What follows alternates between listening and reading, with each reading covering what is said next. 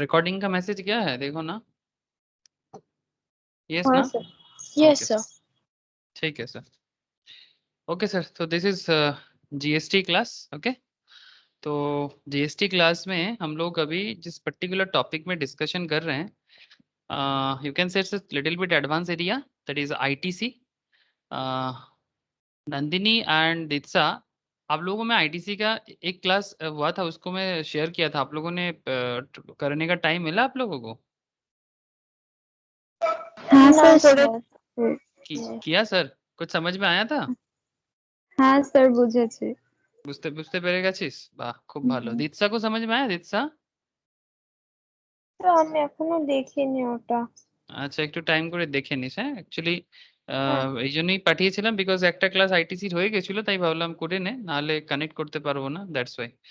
अच्छा ठीक है, देखो सर, प्रॉब्लम नहीं होगा, आई होप। कोशिश करो कि थोड़ा सा पेशेंस के साथ सीखने का। जीएसटी ऐसे बहुत वाइटल है sir, GST is a very very vital point, very very very vital chapter, not just for your examination but also for your real life practice. Okay, तो जीएसटी बहुत हेल्प करता है हम लोगों को, मतलब as a chartered accountant, company secretary या cost accountant के हिसाब से जीएसटी में स्कोप बहुत है। बिकॉज ये जब से जीएसटी आया है, ये बिजनेस लेवल में जीएसटी का काम करना बहुत ज़्यादा मैंडेटरी हो गया है। पहले क्या होता था ना सर, मतलब जीएसटी क्या है इन सिंपल अगर कहा जाए तो जीएसटी की इनडायरेक्ट टैक्सेस है, ठीक है। GST is a indirect tax, that means जैसे हम लोग इनकम टैक्स किस तरह से देते हैं, हम लोग इनकम करेंगे उसके बेसिस में इनकम टैक्स भरते हैं। बट जीएसटी किस किस टाइप का टैक्स है कि हम लोग कोई भी प्रोडक्ट खरीदते हैं, ठीक है, तो हम लोग उसके लिए टैक्स पे करते हैं। इवन जीएसटी तो भिखारी भी देते हैं, एग्री करोगे नंदिनी? हाँ अगर सर। मैं जीएसटी भिखारी भी देता है। हाँ सर। भिखारी अगर कोई भी प्रोडक्ट खरीदने जाता है, से फॉर एग्जांपल उनको इस कोरोना में एक सैनिटाइजर खरीदने जाना है या फिर एक लाइफ बॉय साबुन खरीदने जाना है, तो लाइफ बॉय साबुन खरीदेगा तो उसको जीएसटी तो देना पड़ेगा। और आप देखना कि उस पैकेट के पीछे बहुत ही सुंदर तरीके से लिखा हुआ है कि इंक्लूसिव ऑफ ऑल टैक्सेस। तो इससे एक चीज समझ में आ जाता है कि इनडायरेक्ट टैक्सेस नाम इसीलिए है। जब ये गवर्नमेंट ने क्या देखा, करेंटली इंडिया का जितना revenue government of India income करते हैं, इसका मैक्सिमम रेवेन्यू इनकम करते हैं गवर्नमेंट, मतलब government of India maximum revenue income करते हैं जीएसटी से। बिकॉज बिकॉज गवर्नमेंट ने देखा कि आप पब्लिक को डायरेक्ट बोलो कि भाई आप अपने इनकम के ऊपर टैक्स दो, तो पब्लिक रेडी नहीं है। पब्लिक का कहना है कि नहीं नहीं, अब इतना टैक्स कौन देगा, क्यों फालतू में अपना मेहनत का पैसा दूसरे को दे दे, ठीक है। तो ये पॉइंट है, लेकिन सर टैक्स देना चाहिए, ऑब्वियसली टैक्स देना चाहिए। क्यों सर? बिकॉज आप जिस कंट्री में रहते हो, सरकार थोड़ी ना खजाना लेके बैठा हुआ है, सरकार के पास खजाना नहीं है सर। ये हम लोगों का गलत फहमी है, मतलब यार हम लोग मिसअंडरस्टैंडिंग करके बैठते हैं कि सरकार के पास सब कुछ है। नहीं सर, सरकार के पास वो है जो हम सरकार को देते हैं। सरकार कौन है? Who is government? गवर्नमेंट जिनको हम लोग बनाते हैं, और जो हम लोग गवर्नमेंट को देते हैं वही गवर्नमेंट का एसेट होता है, और उसी से गवर्नमेंट इंफ्रास्ट्रक्चर बिल्ड करते हैं। सर अगर गवर्नमेंट करप्टेड हो तो, सर पब्लिक करप्टेड है तो फिर गवर्नमेंट भी करप्टेड होगा। ये डिपेंड करता है पब्लिक कैसा। अरे सर, प्रजा जैसा राजा वैसा, इसमें क्या बड़ी बात है, इसमें कोई बड़ी बात नहीं है। लेकिन आपको समझना पड़ेगा, हमें समझना पड़ेगा, पूरा भारत को समझना पड़ेगा। ये पूरे मतलब अलग अलग कंट्री में भी सेम कॉन्सेप्ट चलता है। लेकिन अगर अपने इंडिया के बारे में बात करूं, तो अगर हम अपने देश के बारे में बात करें तो फिर ऑब्वियसली सरकार को टैक्स देना पड़ेगा सर। अगर हम सरकार को टैक्स के हिसाब से पैसा नहीं देंगे तो फिर नॉट जस्ट पैसा, कुछ भी जो भी सरकार के लिए जरूरत है, चाहे आप इनकम टैक्स पे करो, चाहे आप जीएसटी पे करो, चाहे आप कस्टम्स ड्यूटी पे करो, जो भी टैक्सेशन सिस्टम से आप गवर्नमेंट को पे करना चाहते हो, चाहता तो कोई नहीं है लेकिन करना पड़ता है सर। टैक्स एक ऐसा ही चीज है कि जिसको बोलते हैं सर कंपलसरी एग्जैक्शन ऑफ मनी, मतलब आप चाहो ना चाहो आपको तो देना ही पड़ेगा। This is that is the definition of tax. Tax का मतलब सर, ये इटालियन वर्ड से आया है, टैक्स जो वर्ड है ये इटालियन वर्ड से आया है, इसका मतलब ही है चार्ज, ठीक है। टैक्स वर्ड का मतलब ही है चार्ज। चार्ज मतलब इटालियन वर्ड चार्ज से ये वर्ड आया है, ठीक है। चार्ज मीन्स कंपल्सरीली ले लो, जबरदस्ती, हाँ सर जबरदस्ती। अब क्या करें ना, बिना जबरदस्ती में बात बनेगा नहीं। आप इसमें बोल सकते हो सर ये तो सोशलिज्म हो गया, हाँ sir it's socialism pattern. Because public जब खुद से बोलो देगा नहीं। अगर आपको मैं इनकम टैक्स का डेटा बताऊं, इंडिया में 4% लोग सिर्फ इनकम टैक्स पे करते हैं out of 135 crore population. Income tax मतलब जो डायरेक्ट टैक्स है, मतलब जो हम कमाते हैं उसके बेसिस में टैक्स देना। वो भी up to 2.5 lakh, that is 2,50,000 तक इनकम टैक्स देने का जरूरत नहीं होता। इवन आपको ये भी बता दो सर, 5 लाख तक अगर आपका इनकम है, आपको सरकार के घर में कुछ जमा करने का जरूरत नहीं है, अगर प्रॉपरली टैक्स कंसल्टिंग किया जाए तो। फिर भी लोग टैक्स नहीं पे करता सर, फिर भी लोग टैक्स पे नहीं करता, सिर्फ 4% लोग टैक्स पे करते हैं, वो भी प्रॉपर नहीं शो करता। तो गवर्नमेंट ने सोचा कि भाई अगर इसमें इतना प्रॉब्लम है, तो एक्चुअली जब इंडिया को इंडिपेंडेंस मिला था 1947 में, उसके बाद से गवर्नमेंट ऑफ इंडिया अपना सोर्स ऑफ रेवेन्यू बढ़ाने का कोशिश कर रहा है, बिकॉज अल्टीमेटली उसी को तो बनाना है देश को। चाहे देश गवर्नमेंट कांग्रेस चला ले, चाहे मिली जुली सरकार, दैट मीन्स कभी कांग्रेस, सीपीएम, सारा के सारे जो भी पार्टियां, मतलब ये सब मिलके चला ले, या फिर कभी बीजेपी आ जाए, ठीक है, जनता दल का सरकार, कभी बीजेपी का सरकार, सरकार किसी भी पार्टी का हो, देश तो सरकार के थ्रू से ही चलेगा। और सरकार को इसके लिए क्या चाहिए? पैसा चाहिए, रेवेन्यू चाहिए। और जिस रेवेन्यू का सबसे बड़ा सोर्स है जीएसटी या टैक्सेशन, तो टैक्स में से कॉर्पोरेट टैक्स है, इनकम टैक्स है, जीएसटी है, इनडायरेक्ट टैक्स का जो पार्ट है।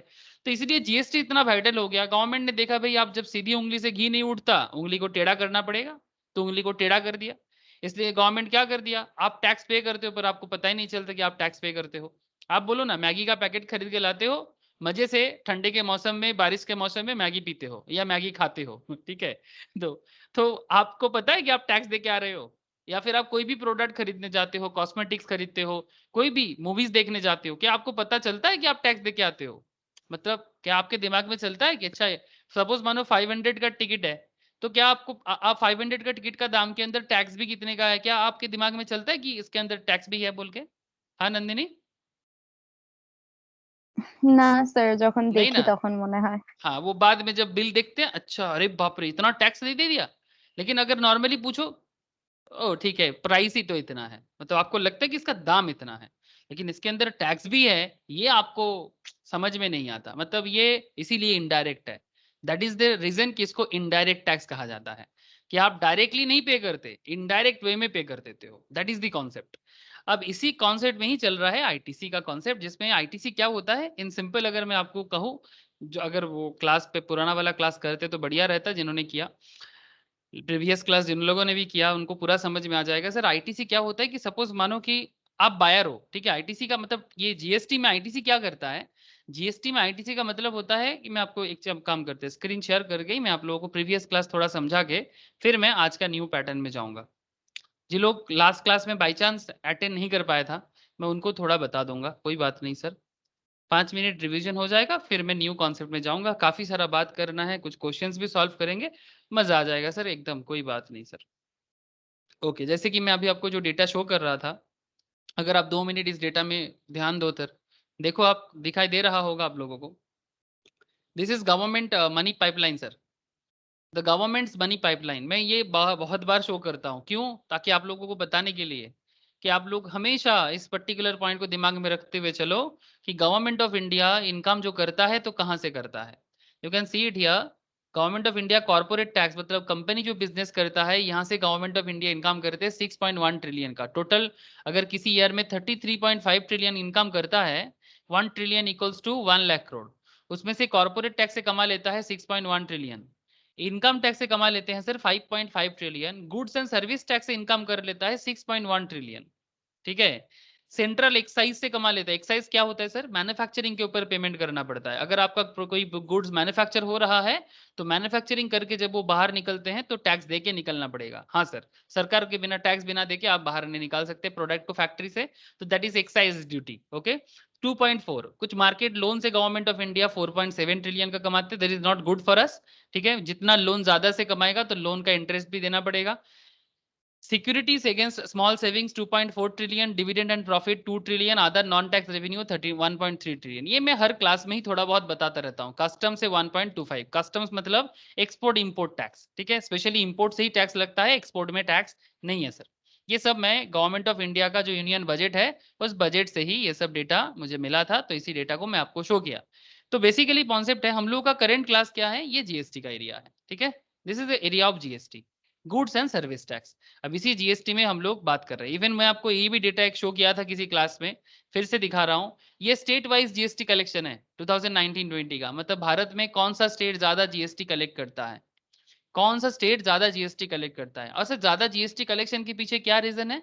ज्यादा जीएसटी कलेक्शन के पीछे रीजन ये है कि वहां से ज्यादा बिजनेस चलता है, या तो वो स्टेट किसी दूसरे स्टेट्स में ज्यादा स्टेट से ज्यादा प्रोडक्ट खरीदते हैं, या फिर वो स्टेट भी दूसरा स्टेट को ज्यादा प्रोडक्ट बेचते हैं। मतलब बेसिकली जिसका परचेस और सेल ज्यादा होगा उसका जीएसटी कलेक्शन ऑटोमेटिक ज्यादा होगा। सिंपल बात है, ठीक है। अगर जिस स्टेट में बिजनेस प्रॉपर लेवल में होगा उस स्टेट में जीएसटी कलेक्शन भी अच्छे लेवल में होगा। सर कॉमन कॉन्सेप्ट है, एकदम कॉमन कॉन्सेप्ट है। जहां बिजनेस थोड़ा लो लेवल में है वहां गुड्स का मूवमेंट कम रहेगा, ठीक है, तो फिर ऑटोमेटिकली जीएसटी कलेक्शन भी कम हो जाएगा। सिंपल बात है। तो यहाँ पर आप देख सकते हो गुजरात, महाराष्ट्र, कर्नाटका, 3 टॉप स्टेट्स, ठीक है।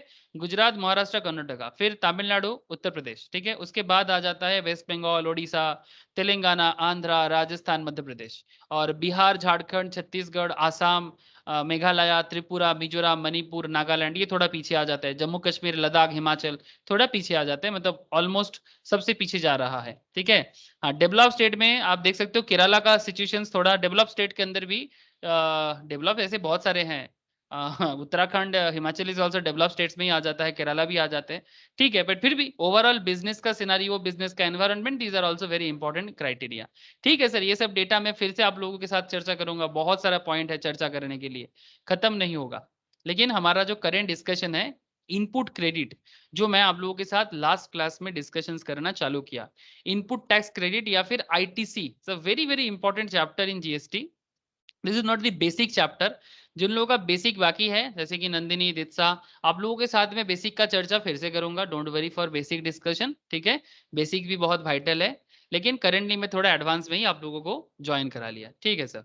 अब इनपुट क्रेडिट क्या है? सिंपल अगर मैं आपको इनपुट क्रेडिट बताऊं तो significant change in GST introduce was the mechanism of input credit under GST. Simple है सर, मैं आपको अभी समझाता हूँ इनपुट क्रेडिट क्या है। जस्ट लुक हियर, कुछ अपडेशन है, ठीक है। इवन एक बिगिनर भी समझ सकता है, अगर आप कोई बिजनेसमैन हो तो आप भी समझ सकते हो, कोई दिक्कत नहीं है। जो मेरा लास्ट क्लास का डिस्कशन था, ये देखो सर, जस्ट इसीलिए मैं बोला था एक बार देखने के लिए।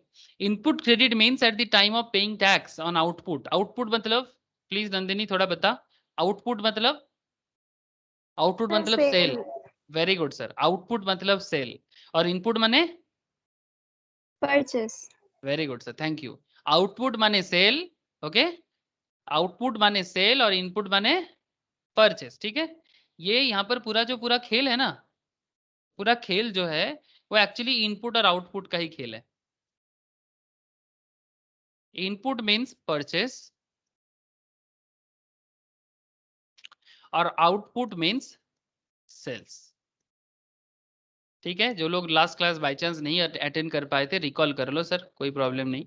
अच्छा, you can reduce the tax you have already paid on inputs. कहता है इनपुट क्रेडिट क्या है कि आपने अगर इनपुट के टाइम पे, मतलब बाई करने के टाइम पे या परचेस के टाइम पे कोई टैक्स पेमेंट किया था तो आपका टैक्स रिड्यूस हो जाएगा। से सर क्या हम लोग जो आम जनता जीएसटी पे करते हैं क्या हम लोगों के लिए है सर? सपोज सपोज एग्जांपल, आप अपने घर से बाहर निकले और एक मैगी का पैकेट घर पे लेके आ रहे हो, ठीक है। एक नहीं सर, आप हजारों लेके आओ, लेकिन आप वो मैगी आपके खुद के लिए लेके आ रहे हो, ठीक है, अपने खुद के लिए लेके आ रहे हो, ठीक है। तो क्या आप इसके अंदर जीएसटी तो पे कर रहे हो, तो क्या आपको आईटीसी मिलेगा? मतलब क्या कंज्यूमर को मिलता है sir? Hello? No sir. No sir, this is not for consumer, this is for business owner. अगर आप फर्दरेंस ऑफ बिजनेस करोगे तो मिलेगा, लेकिन अगर आप खाने के लिए ला रहे हो तो नहीं, किसी को बेचने के लिए ला रहे हो तो ऑब्वियसली मिलेगा। अगर आप ये फार्दर सेल करोगे, फार्दर इसको लेके बिजनेस करोगे, तो ITC is for you, not for the end users. अगर आप इसको खाने के लिए घर में लाते हो या अपने घर के कंजम्पशन के लिए लाते हो तो आपके लिए इनपुट क्रेडिट अवेलेबल नहीं है। मतलब ये जो टैक्स का बर्डन आपका कम होगा, ये टैक्स का बर्डन आपके लिए नहीं है सर, ये टैक्स का बर्डन कम होगा किसके लिए? जो बिजनेस कर रहा है। जैसे ये एग्जांपल देखो, लास्ट क्लास में भी मैंने चर्चा किया था। Suppose you are a manufacturer, ठीक है, दीप्सा थोड़ा सा ध्यान देना। Suppose you are a manufacturer, tax payable on output मतलब सेल पे कितना टैक्स पे किया आपने, जो आपका फाइनल प्रोडक्ट है। आप फाइनल प्रोडक्ट प्रोड्यूस किया और आपने टैक्स पे किया इस 450। कितना टैक्स पे किया आपने जब आपने मैन्युफैक्चरिंग किया? तो आपने फाइनल प्रोडक्ट पे गवर्नमेंट के घर में कुछ टैक्स पे किया। कितना टैक्स पे किया आपने? बोलो ना सर, 450, ठीक है। Tax payable on output that is final product is 450 and on input is ₹300। मतलब जब आपने as a manufacturer final product manufacture करके सेल किया तो आपने 450 का टैक्स सरकार को दिया, और आपने जब परचेज किया था वही प्रोडक्ट मैन्युफैक्चरिंग करने से पहले जो रॉ मटेरियल आपने परचेज किया था उसके लिए आपने टैक्स कितना पे करके रखा था? 300। Now you can claim input credit of 300। ये जो आपने पहले सरकार को पेमेंट करके रखा था, इस पेमेंट के बदले आपके पास 300 का क्रेडिट है and you only need to deposit 150 in taxes.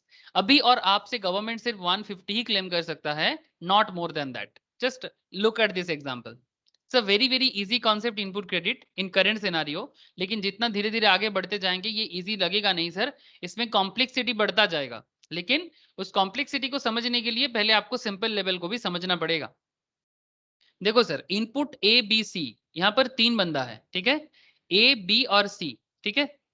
First thing देखो sir, tax paid on purchase of A ₹100। मतलब ए ने क्या किया, मतलब सॉरी, इनपुट एबीसी गुड्स है, सॉरी मैंने गलत बोल दिया, एबीसी 3 बंदा नहीं, एबीसी 3 प्रोडक्ट है। जब आपने ए प्रोडक्ट को परचेस किया तब आपने ₹100 का टैक्स पे किया था, ओके। जब आपने बी प्रोडक्ट परचेस किया तब आपने 120 का टैक्स पे किया था, और जब आपने सी प्रोडक्ट परचेस किया था तब आपने ₹80 का टैक्स पे किया था। और आउटपुट मतलब जब आपने इन तीनों प्रोडक्ट को सेल किया, कुल मिला के आपने टोटल 450 का टैक्स पे कर दिया। काउंट करो थोड़ा सा, 100 प्लस 120 प्लस 80 कितना हो जाएगा? 100 प्लस 120 प्लस 80 कितना हो जाता है सर? हेलो, कोई तो बताओ। 300। 300। और जब आप आउटपुट कर रहे हो, जब आप सेल कर रहे हो एबीसी प्रोडक्ट, ठीक है, एक चीज याद रखिए सर, ये आप किस लिए कर रहे हो? फर्दरेंस ऑफ बिजनेस के लिए। ये एबीसी प्रोडक्ट आपके घर के कंजम्पशन के लिए नहीं है, ये एबीसी प्रोडक्ट आप फर्दरेंस ऑफ बिजनेस के लिए कर रहे हो। मतलब आपको इसको फर्दर बिजनेस में लाना है, मतलब आप इसको क्या करना चाहते हो? सेल करना चाहते हो वापस। और आपने किया, आपने सेल किया कितने में? 450 में। तो फिर लेकिन सर 450 में तो सेल कर दिया आपने, बट सवाल है कि 450 में सेल तो कर दिया, सॉरी 450 का टैक्स कलेक्ट किया सेल करके, लेकिन बाइंग के टाइम पे कितना टैक्स पेमेंट किया था? 300। तो अभी एज पर सिस्टम क्या कहते हैं, इनपुट क्रेडिट क्या बोलते हैं सर? जो आपने परचेस के टाइम पे पेमेंट किया था एज ए टैक्स, जो आपने परचेस के टाइम पे पेमेंट किया था एज ए टैक्स, वो 300 रुपीज आपका क्रेडिट में रखा हुआ है। एंड सेल के टाइम पे जब आपको गवर्नमेंट बोलता है कि भाई 450 दो, तब आप बोलते हो नहीं नहीं नहीं नहीं, मेरे पास तो 300 का क्रेडिट है। समझ रहे सर? नहीं नहीं नहीं नहीं, मेरे पास तो 300 का क्रेडिट है, तो अभी मैं आपको सिर्फ 150 पे करूंगा, नॉट दी 450। बोलो सर, इनपुट क्रेडिट समझ में आया? इन सिंपल यही है इनपुट क्रेडिट। परचेस के टाइम पे जो पेमेंट, जो टैक्स आप पे करोगे उसका क्रेडिट आपको मिलेगा। और इसी के लिए जीएसटी में मार झमेला झंझट सारे के सारे खेल। मतलब पूरा जीएसटी, जो लोग जीएसटी कंसल्टेंट है या जीएसटी एक्सपर्ट है, अब उनको जाके पूछना कि वो लोग जिसका जीएसटी या जीएसटी अकाउंट्स मेंटेन करता है, जो जीएसटी कंसल्टेंट है, जस्ट उनके साथ बात करें ना कभी मौका मिले तो, ठीक है। जीएसटी कंसल्टेंट क्या बोलेगा आपको, ठीक है, जीएसटी प्रैक्टिशनर या कंसल्टेंट, उनका मेन काम यही है कि वो जीएसटी कंसल्टेंट, मतलब जीएसटी जिनका भी जीएसटी अकाउंट वो मेंटेन करता है, वो उनका बस आईटीसी मेंटेन करने के लिए उनको सारे के सारे हिसाब मेंटेन करना पड़ता है, ताकि किसके पास कितना आईटीसी है, दैट इज इनपुट क्रेडिट, किसके पास कितना है। बिकॉज इनपुट क्रेडिट के ऊपर ही डिपेंड करता है कि आपका टैक्स बर्डन क्या हो जाएगा। इनपुट क्रेडिट के ऊपर आपका डिपेंड करता है आपका टैक्स बर्डन क्या हो जाएगा सर? कम हो जाएगा। कम हो जाएगा, सिंपल बात है। टैक्स बर्डन आपका लोअर होगा, और इस टैक्स बर्डन लोअर होने के कारण आपको बेनिफिट मिलेगा। ओके, ये टैक्स बर्डन कम होने के कारण आपको बेनिफिट मिलेगा, और इसमें क्या होगा, किसी एक के ऊपर पूरा का पूरा प्रेशर नहीं आता है, ठीक है। इसमें क्या होता है, एक बहुत ही सुंदर एक इनकम, मतलब जीएसटी टैक्स के थ्रू से गवर्नमेंट का एक बहुत अच्छा फ्लो बनता है, और जिससे गवर्नमेंट अच्छा खासा इनकम कर पाते हैं, ठीक है। जैसे रिसेंटली जीएसटी कलेक्शन अच्छा हुआ है sir, even during pandemic also. खबर मिला आप लोगों को? हाँ सर। हाँ, 1 लाख करोड़ से भी ऊपर रिसेंट खबर है sir. GST revenue collection 1.41 lakh crore in April 2021 was 14% higher than March rupees 2001.24 lakh crore compared to the corresponding month last year। मतलब 2020 में 1.24 लाख करोड़ का कलेक्शन हुआ था, इस बार 1.41 लाख करोड़ का कलेक्शन हुआ है गवर्नमेंट ऑफ इंडिया को। इट्स अ गुड थिंग ना सर, तो very good thing. GST collection जितना अच्छा होता है, it's a good sign for the India's business scenario. मतलब इतना पैंडेमिक में भी बहुत लोग बहुत सारे नेगेटिव इंपैक्ट बताना चाहता है, बट कुछ भी हो जाए बिजनेस सिनारियो एक पॉजिटिव ग्रोथ के साथ है। और ये जीएसटी कलेक्शन से सबसे ज्यादा बेनिफिट किसको है सर? सर सेंट्रल को भी है, और उससे भी ज्यादा बेनिफिट स्टेट को है सर। ये स्टेट गवर्नमेंट कितना भी हल्ला बोल मतलब हमेशा करता रहे, ठीक है। ये सर क्या प्रॉब्लम है जानते हो ना, कि ऑपोजिशन है तो इसका मतलब ये क्या हो गया ना, आज के डेट में हर बात में अपोज करे, ठीक है। अच्छाई का कोई मानता नहीं है सर, बैड पॉलिटिक्स। बुरे चीज पे आप अपोज जरूर करो, हो सकता है हर चीज में एक ना भी हो सकते हो आप, बट जब अच्छा चीज होता है तब उसको मानना चाहिए। It's a good thing sir. लेकिन ये होता ना नहीं हमारे देश में, ठीक है। ये हमारे देश में बहुत कम दिखता है, बहुत कम। जब स्टेट का कलेक्शन बढ़ रहा है तब स्टेट को अच्छा नहीं लगता, ठीक है। तब स्टेट बोल रहे हैं नहीं ये हो रहा है वो हो रहा है, मतलब फालतू में एक प्रॉब्लम क्रिएट करना कि नहीं सेंट्रल हमें कुछ भी हेल्प नहीं कर रहा है। अरे क्या हेल्प नहीं कर रहा है? ऑब्वियसली सेंट्रल नहीं तो प्रेशर क्रिएट करके जीएसटी पास करवाया, और फिर आज जाके स्टेट का रेवेन्यू बढ़ रहा है, लेकिन स्टेट मानने पे राजी नहीं है। वो पब्लिक को बोलने नहीं, समझने नहीं देगा। बिकॉज अब क्या बताऊं मैं आपको, ये इंटरनल पॉलिटिक्स है बहुत। फिर आप बोलेगे सर आप पॉलिटिक्स का चर्चा कर रहे हैं, ठीक है सर, पॉलिटिक्स का चर्चा नहीं करते हैं, ठीक है। लेकिन अल्टीमेटली स्टेट गवर्नमेंट का रेवेन्यू भी किससे आता है? स्टेट गवर्नमेंट का रेवेन्यू भी जीएसटी से ही आता है, बहुत ज्यादा। इवन कुछ प्रोडक्ट के ऊपर तो जीएसटी लाने के लिए सरकार पागल हो रहा है, जैसे कि पेट्रोल डीजल। आप लोगों को पता है सर पेट्रोल डीजल का कहानी, मैंने आपको बोला। हाँ सर, पेट्रोल पेट्रोल डीजल का कहानी मैंने आप लोगों के साथ शेयर किया कभी पहले, कि पेट्रोल का प्राइस जो है सर, इसके ऊपर स्टेट गवर्नमेंट अपना पर्सनल वैट लगाता है। ये देखो सर, स्टेट गवर्नमेंट का वैट दिखाई दे रहा है आप लोगों को? 30% वैट है। सेंट्रल गवर्नमेंट सेस लगाता है इसमें, इसमें सेंट्रल का भी इनकम है, सेस लगाते हैं। अगर 1 लीटर पेट्रोल का दाम 82 रुपीज है, दिसंबर में हुआ था, तो उसके अंदर सेंट्रल गवर्नमेंट का 32 रुपीज का सेस है, एक्साइज ड्यूटी है, और स्टेट गवर्नमेंट का 30% वैट है। इसको जीएसटी के अंदर लेके लाना चाहता है गवर्नमेंट, सेंट्रल गवर्नमेंट। इसमें क्या हो जाएगा, पेट्रोल डीजल का प्राइस थोड़ा कम हो जाएगा। लेकिन अगर ऐसा करता है तो स्टेट अपना रेवेन्यू खो देगा, ऑलमोस्ट 2 लाख करोड़ का। तो स्टेट अपना रेवेन्यू खोना नहीं चाहता, they don't want to lose their revenue. लेकिन वो ऐसा प्रिटेंड करेगा, इस तरह का इमेज खड़ा करेगा कि सेंट्रल उनको हेल्प नहीं कर रहा है, लेकिन ऐसा नहीं है। मतलब आप समझ रहे हो ना सर? लेकिन स्टेट छोड़ेगा क्या अपना वैट का परसेंटेज? नहीं, वो इसको जीएसटी में कन्वर्ट नहीं करना चाहता। ऐसे बहुत सारे गुड्स हैं, जैसे अल्कोहलिक लीकर, ठीक है। ये जो अल्कोहल है सर, अल्कोहलिक लीकर में ये एविएशन टरबाइन फ्यूल, जो हवाई जहाज चलता है ना सर, उसका जो फ्यूल है, ठीक है, अल्कोहल पे, टरबाइन फ्यूल पे एटीएफ बोलते हैं सर, एटीएफ पे, ये सब में जीएसटी नहीं है। इसके लिए दाम थोड़ा ज्यादा है। थोड़ा क्यों, काफी काफी ज्यादा है। अल्कोहल में भी स्टेट टैक्स लगता है, पेट्रोल डीजल पे भी स्टेट टैक्स लगता है, एटीएफ में भी स्टेट टैक्स लगता है। तो उसमें क्या हो जाता है, दाम बढ़ जाता है, ठीक है। और देखो सेंट्रल को तो कलेक्शन करना ही पड़ेगा, इतना बड़ा कंट्री को चलाने के लिए वो तो कलेक्शन करेगा ही, ठीक है। लेकिन स्टेट मानने के लिए राजी नहीं है। अब उसका भी अपना जरूर ठीक है, स्टेट भी तो बोलेगा ना अपना, वो क्यों छोड़ेगा उसको, वो भी अपना इनकम करेगा, वो भी अपने पब्लिक के सामने अच्छा इमेज खड़ा रखना चाहता है ना, उसमें क्या प्रॉब्लम है? ओके सर, ये जीएसटी को लेके राजनीति बहुत है सर, ठीक है। मैं आप लोगों को इसलिए बोल रहा हूँ, राजनीति सीखने के लिए नहीं बोल रहा हूँ, आप राजनीति का बेस को समझने के लिए बोल रहा हूँ, ठीक है सर। राजनीति का बेस आप लोग बड़े होते होते समझ जाओगे, लेकिन हम लोग आईटीसी को बड़ा अच्छे से सीख लेते हैं, ठीक है। तो इसी आईटीसी के ऊपर डिपेंड करके हम लोगों ने लास्ट क्लास में काफी सारा बेसिक एरिया कवर किए थे, काफी सारा बेसिक एरिया कवर किए थे। इवन एक इंटरेस्टिंग फैक्ट मैं बोल के आज का एडवांस टॉपिक चालू करूंगा आईटीसी में। ये वाला एरिया याद है सर, ये जो आईटीसी क्लेम करने का जो प्रोसेस है, अगर आपको आईटीसी क्लेम करना है तो आप ऐसे नहीं क्लेम कर सकते। ये वाला एरिया सबको याद आ रहा है? चौथा बोल, ये वाला एरिया याद आ रहा है कि नहीं आ रहा है सर। है? Very interesting area.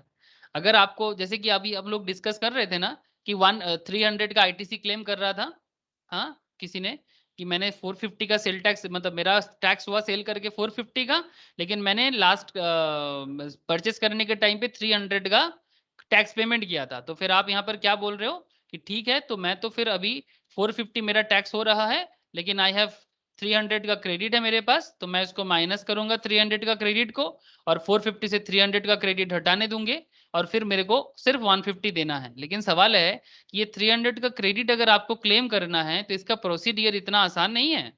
इसके लिए आपको हर चीज का प्रूफ दिखाना होगा, आपको हर चीज का प्रूफ दिखाना होगा। लेकिन ये प्रूफ ना क्रॉस चेक होता है। मतलब क्रॉस चेक कैसे, वही मैं लास्ट क्लास समझाया था। मैं एक बार फिर से उस पॉइंट को बताऊंगा, क्योंकि आज के साथ ये वाला मतलब आज का जो डिस्कशन है ना, उसके साथ काफी कनेक्टेड पॉइंट है। देखो सर, देखो थोड़ा ध्यान से देखो।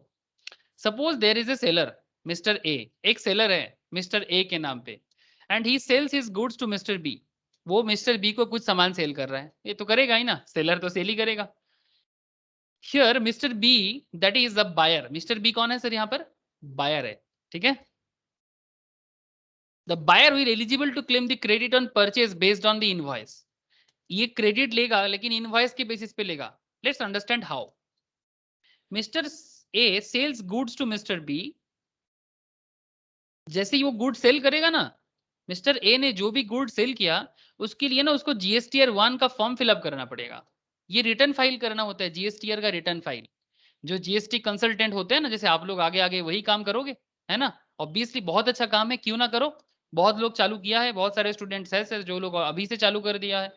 तो जीएसटीआर 1 फाइल करो आप एज ए कौन, एज ए सेलर या सप्लायर। तो सप्लायर को क्या करना पड़ेगा, अपना डिटेल्स ऑफ सप्लाई को जीएसटीआर 1 में लोड करना होगा, ठीक है। जीएसटीआर 1 में वो जैसी डिटेल्स लोड करेगा, information from GSTR 1 gets reflected GSTR 2A of mister B. मतलब अगर रिसीवर, मतलब देखो जिसको इनपुट क्रेडिट लेना है उसको प्रूफ दिखाना पड़ेगा दोनों एंगल से, कि अच्छा अगर मैंने बाई इनपुट परचेस किया था तो जिससे परचेस किया था उसके पास भी तो डेटा होगा। आप लोग बात समझ रहे हो? ज्योति, आपको बात समझ में आ रहा है? ज्योति को ज्यादा समझ आएगा, ज्योति बिजनेस हैंडल करते हैं, आई अंडरस्टैंड। ज्योति बोलो। Yes sir. अगर आप सपोज से फॉर एग्जांपल, ज्योति आप लोगों का हार्डवेयर का बिजनेस है ना सर? Yes sir. ज्योति का हार्डवेयर बिजनेस है, ठीक है। तो ज्योति अपना हार्डवेयर का जो भी प्रोडक्ट सेल करता है मणिपुर में, वो प्रोडक्ट वो किसी ना किसी सप्लायर से लेता होगा क्या ज्योति? जरूर लेते होंगे, सिंपल बोल रहा हूँ ऐसे ही, ठीक है। हाँ। तो मेरा कहने का मतलब बड़ा सिंपल है कि अगर यहाँ पर ज्योति आईटीसी क्लेम करना चाहता है, क्लेम करेगा, ऑब्वियसली करेगा। अगर मान के चलते कि ज्योति का सारा सेल एकदम टैक्स देके ही होता है, ठीक है। चलो ये अजम्पशंस है, और मैं मान के चलता हूँ कि ऑब्वियसली ज्योति ये भी करता भी है। तो ज्योति का जितना सारा परचेज है वो सारे के सारे परचेज टैक्स देके ही होता है। तो अब सवाल है कि ज्योति आईटीसी क्लेम करेगा, ये ज्योति का आईटीसी क्लेम का डिटेल्स कहां पर रहेगा? सप्लायर को इसके लिए जीएसटीआर 1 फिल करना पड़ेगा। जीएसटीआर 1 मैं आपको दिखाता हूँ, जीएसटी पोर्टल में लेके जाऊंगा, मैं आपको सारा का सारा फॉर्म का डिटेल्स शो करता हूँ। और ऐसे भी मुझे आपको ये चैप्टर में बताना ही पड़ेगा कि ये जीएसटी का खेल चलता कैसे है। तो सप्लायर जीएसटीआर 1 में बताएगा कि भाई मेरा जो भी सप्लाई है वो सारा का सारा डिटेल्स वो बताएगा।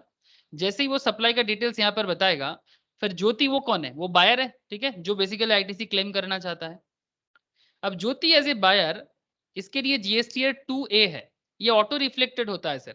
जैसे ही जीएसटीआर 1 में सप्लायर अपना डिटेल्स अपलोड करता है ना, ऑटोमेटिकली जीएसटीआर 2A में जो परचेजर है उसका डिटेल्स में शो हो जाता है। ऑटो पॉपुलेटेड है सर, ऑटो पॉपुलेटेड। अब बात को समझिएगा, ऑटो पॉपुलेटेड मतलब इंफॉर्मेशन ऑफ जीएसटीआर 1 जो सप्लायर भरता है वो जीएसटीआर 2A जो mister B that is buyer, मतलब हमारे एग्जांपल में ज्योति, ठीक है, उसके जीएसटीआर 2A में ऑटोमेटिक रिफ्लेक्ट करेगा। Data goes from GSTR 2A to GSTR 2। जो कौन फाइल करेगा, मतलब बेसिकली ये ज्योति या मिस्टर बी फाइल करेगा, ठीक है।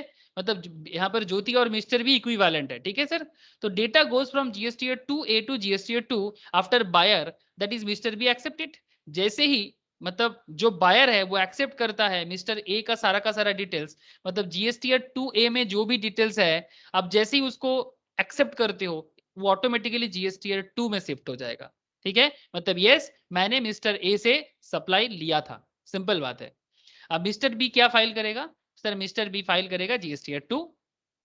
अब automatically amount of tax paid on purchase gets credited. ये जो भी टैक्स का बात है वो ऑटोमेटिकली इलेक्ट्रॉनिक क्रेडिट रजिस्टर में लोड हो जाएगा।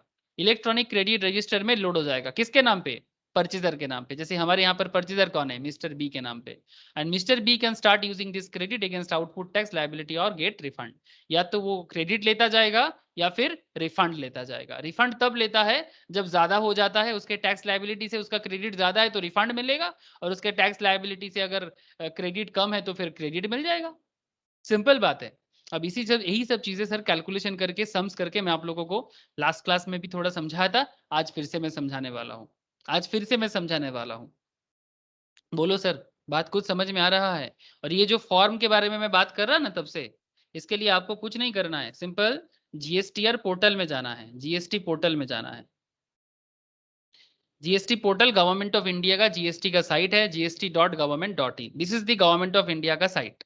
इसमें आप अपना जीएसटीआईएन नंबर वगैरह देके लॉगिन करोगे। जैसे ही आपका लॉगिन हो जाएगा, आपके लिए सारे के सारे इन्फॉर्मेशन ओपन हो जाएगा, ठीक है। और जैसे इन्फॉर्मेशन ओपन हो जाएगा, फिर आप अलग अलग फॉर्म आप यहाँ पर देख पा रहे हैं सर, आप लोग form GSTR 1, GSTR 4, GSTR 3B दिखाई दे रहा है क्या? प्लीज थोड़ा सर बताइएगा अगर आप लोग देख पा रहे हो तो। हाँ सर। ठीक है, तो एक्चुअली ये सब फॉर्म आप लोग डाउनलोड करके अपलोड करना, ये सारे के सारे नॉर्मल काम है सर। लेकिन उसके लिए आपको पहले जीएसटी का जो सिस्टम है, अकाउंट्स का जो कॉन्सेप्ट है, मतलब टैक्स का जो कॉन्सेप्ट है, वो पहले समझना होगा। तो कुछ क्वेश्चंस वगैरह करेंगे ना, अभी समझ आ जाएगा सर, इतना भी कोई आउट ऑफ वर्ल्ड चीज नहीं है। अब ये जो भी मैं बात कर रहा था, ये सारे के सारे मैंने लास्ट क्लास में आप लोगों से थोड़ा बहुत डिस्कस करके ही रखा था। साथ में कुछ एडिशनल डिस्कशन भी मैंने आप लोगों के साथ किया। अब चलो सर, अब चलो हम लोग आप लोगों को एडवांस लेवल में और डिस्कशंस को बढ़ाते हैं। अच्छा, मैं दित्सा और नंदिनी को थोड़ा पूछना चाहूंगा कि आप लोगों को थोड़ा समझ में आया? ज्योति को भी पूछना चाहूंगा। हाँ Yes, sir. sir. Okay sir, ठीक है। अब देखो सर, हम लोग यहाँ पर आईटीसी में काफी सारा डिटेल्स बात करेंगे। It's a very updated point, ठीक है। आईटीसी बहुत ही अपडेटेड है, ये लेटेस्ट जो भी लॉ है, जीएसटी में जो भी चेंजेस आया है, ये सारे के सारे डिटेल्स ही हम लोग डिस्कशंस करने वाले हैं। चलो सर, बढ़िया है एकदम। अच्छा, जैसे कि आप यहाँ पर देख सकते हो, क्या क्या आईटीसी के बारे में जानना है। कुछ रेलिवेंट डेफिनेशंस के बारे में भी बात करेंगे। डेफिनेशंस इजी पार्ट है, हर चैप्टर में डेफिनेशंस चर्चा होता है। आज मेनली मैं बात करूंगा eligibility and conditions for taking ITC, this is the area. फिर बात करना है apportionment of credit and blocked credit, ठीक है।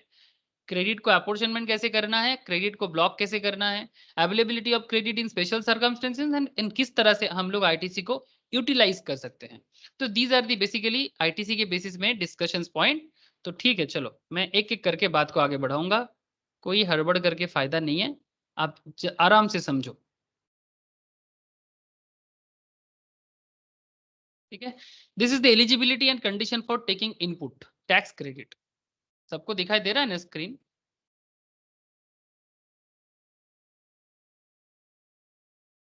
हाँ sir. Okay sir, eligibility and conditions for taking input tax credit, ये सेक्शन 16 ऑफ जीएसटी एक्ट में बोला गया है सर। जीएसटी एक्ट के सेक्शन 16 में बोला गया है। ऐसे आप लोगों को मैं बता दूं, जीएसटी एक्ट कब से आया है सर, बोलो तो। जीएसटी एक्ट आया है 2017 से। 2017 से जीएसटी एक्ट आया है। इससे पहले जीएसटी बिल वगैरह को लेके काफी डिस्कशन हुआ है।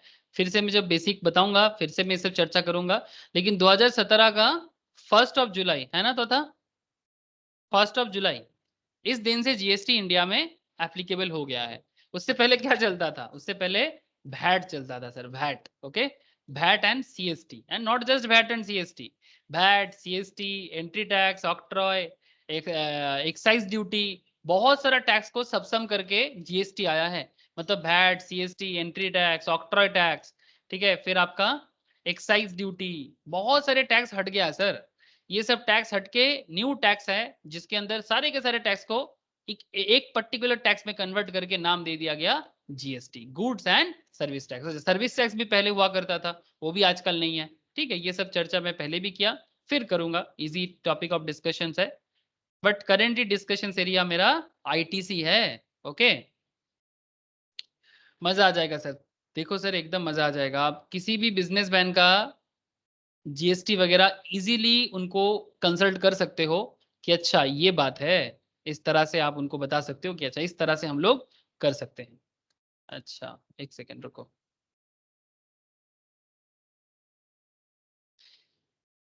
तो जीएसटी का जो सेक्शन 16 जो बताते हैं eligibility and conditions for taking input credit पे क्या कंडीशंस है, सेक्शन 16 आपको क्या सिखाता है? पहले प्रोविजंस फिर प्रैक्टिकल। तो पहले थोड़ा प्रोविजंस में 2-4 डिस्कशंस कर लिया जाए और फिर मैं आपको प्रैक्टिकल लेके आऊंगा। सेक्शन 16 बताता है सर,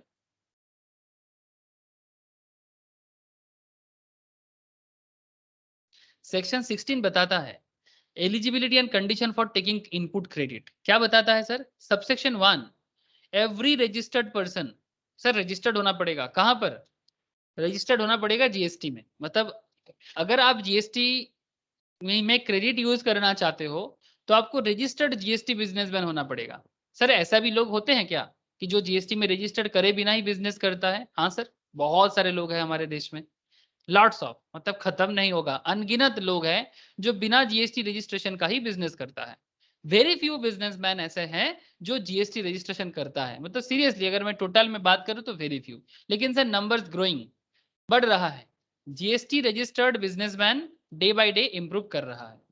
सर अगर जीएसटी रजिस्टर्ड बिजनेस नहीं करता है तो प्रॉब्लम क्या है? सर जीएसटी, पहला बात, जीएसटी रजिस्ट्रेशन सबके लिए, सब एलिजिबल नहीं है। वो एनुअल टर्नओवर का एक कॉन्सेप्ट है, नॉर्थ ईस्टर्न स्टेट्स के लिए एक अलग है, नॉर्मल स्टेट्स के लिए अलग है। बट फिर भी अगर मैं आपको अभी उसमें नहीं जाता, बस इतना कहना चाहूंगा कि जीएसटी रजिस्ट्रेशन अगर आप मैंडेटरी हो, अगर आपका टर्नओवर जीएसटी रजिस्ट्रेशन के अंदर आता है तो आपको जीएसटी रजिस्ट्रेशन करवाना पड़ेगा। हमारा नेक्स्ट चैप्टर रजिस्ट्रेशन के बेसिस में ही रहेगा। इनपुट टैक्स क्रेडिट के बाद मैं आप लोगों को जीएसटी रजिस्ट्रेशन में ही लेके जाऊंगा। लेकिन मेरा कहना इतना है कि अगर आप जीएसटी रजिस्टर्ड होंगे तो आप आईटीसी वगैरह ये सब जो बेनिफिट है ये क्लेम कर सकते हो। दूसरा बात, आपका बिजनेस टोटली लीगल माना जाएगा। ठीक है, अगर गुड्स का बिजनेस, जो गुड्स अगर इलीगल नहीं है तो आपका बिजनेस टोटली लीगल है, मतलब जो भी ट्रांजैक्शन करोगे सब लीगल ट्रांजैक्शन माना जाएगा। मतलब किसी भी बात का झंझट नहीं है। तो फिर प्रॉब्लम क्या है? तो फिर लोग करते क्यों नहीं है? सर वो क्या होता है ना, दाम ज्यादा हो जाता है। सर किस तरह से? सिंपल बात है, मानो कि चलो ज्योति से ही एग्जांपल फॉर्म करते हैं। ज्योति अपना हार्डवेयर का गुड्स,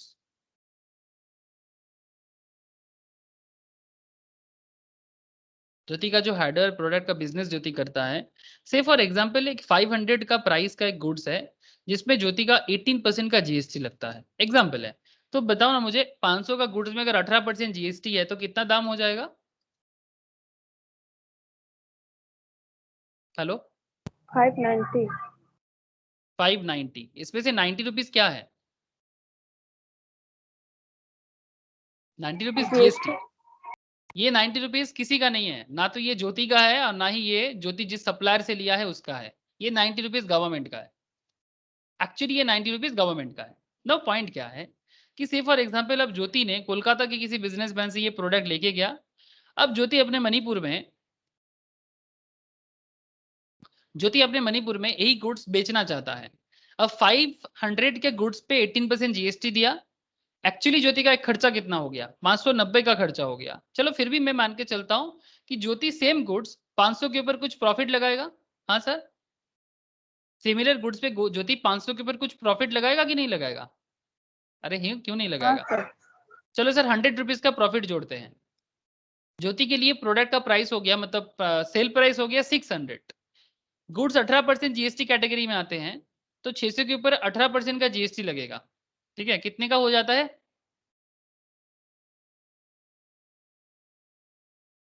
108। 108 का जीएसटी। ये 108 का जीएसटी गवर्नमेंट ज्योति से डिमांड करेगा। ठीक है, लेकिन ज्योति क्या 108 देगा कि ज्योति 90 माइनस करके देगा? -90। -90। ज्योति के पास क्रेडिट है सर। 108 का टैक्स ज्योति से गवर्नमेंट डिमांड करेगा, लेकिन ज्योति बोलेगा कि सर मैंने तो आपको पहले ही 90 दे के आया, अब फिर से 108 कैसे मांगते हो आप? तो ज्योति बोलेगा आई हैव अ क्रेडिट, तो ज्योति अपना क्रेडिट लेस करके बाकी अमाउंट लाइक 18 रुपीज अभी अभी पेमेंट करेगा। लेकिन सर प्रोडक्ट का प्राइस पे ध्यान दो सर, प्रोडक्ट प्राइस पे ध्यान दो।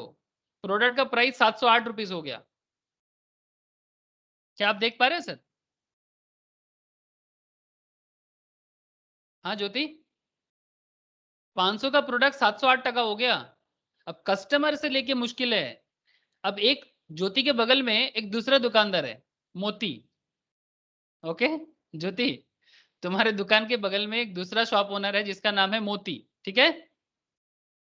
अरे ये भी नाम है, लड़की लोग का ही नाम होता है मोती। अरे वो पर्ल होता है ना, पर्ल को मोती बोलता है सर, ठीक है। तो ज्योति और ज्योति के बगल में एक दुकान है जिसका दुकानदार का नाम है मोती। अब मोती क्या है, ये रजिस्टर्ड बिजनेसमैन नहीं है, ये अनरजिस्टर्ड बिजनेसमैन है। और ये जिनसे प्रोडक्ट खरीद के लाता है वो भी अनरजिस्टर्ड है। सेम प्रोडक्ट मोती मार्केट से लेके आ रहा है 500 में, कोई टैक्स नहीं दे रहा है, और मणिपुर में लाके 500 का प्रोडक्ट को 100 प्रॉफिट लगा के 600 में दे रहा है। मतलब मोती के लिए सेल प्राइस कितना है सर, 600, लेकिन ज्योति का सेल प्राइस कितना हो जाएगा, बोलो ना सर। 708. 708। अब ज्योति कंपटीशन में प्रॉब्लम में आ गया ना, कस्टमर कौन सा लेना पसंद करेगा, मोती से लेगा। अब कस्टमर को क्या प्रॉब्लम है, कस्टमर क्या जाने, कस्टमर तो देखेगा कि भाई मेरे को जहां सस्ता है मैं वहां से लूंगा। अब ज्योति रजिस्टर्ड होके मुश्किल में आ गया। अब कुछ लोग ना अनरजिस्टर्ड रह के इसका फायदा लेना चाहता है। अगर सारे के सारे दुकानदार रजिस्टर्ड हो जाए सारे के सारे, तो किसी को कोई प्रॉब्लम नहीं है, क्योंकि अल्टीमेट बार्डन तो कस्टमर को ही लेना है, और इसमें कोई नहीं ना नहीं कर सकता। अल्टीमेट गार्डन लिख दिया मैंने, अल्टीमेट बार्डन जो है वो तो कस्टमर को ही लेना है। अब कस्टमर तो कुछ नहीं बोल सकता यहाँ पर, इसमें कस्टमर का कोई हाथ ही नहीं है। लेकिन अगर सारे के सारे लोग रजिस्टर्ड हो जाए तो प्रॉब्लम खत्म। लेकिन मुश्किल यही है, अभी भी बहुत सारे लोग इलीगल वे में काम करते हैं, मतलब जो रजिस्टर्ड होते नहीं है।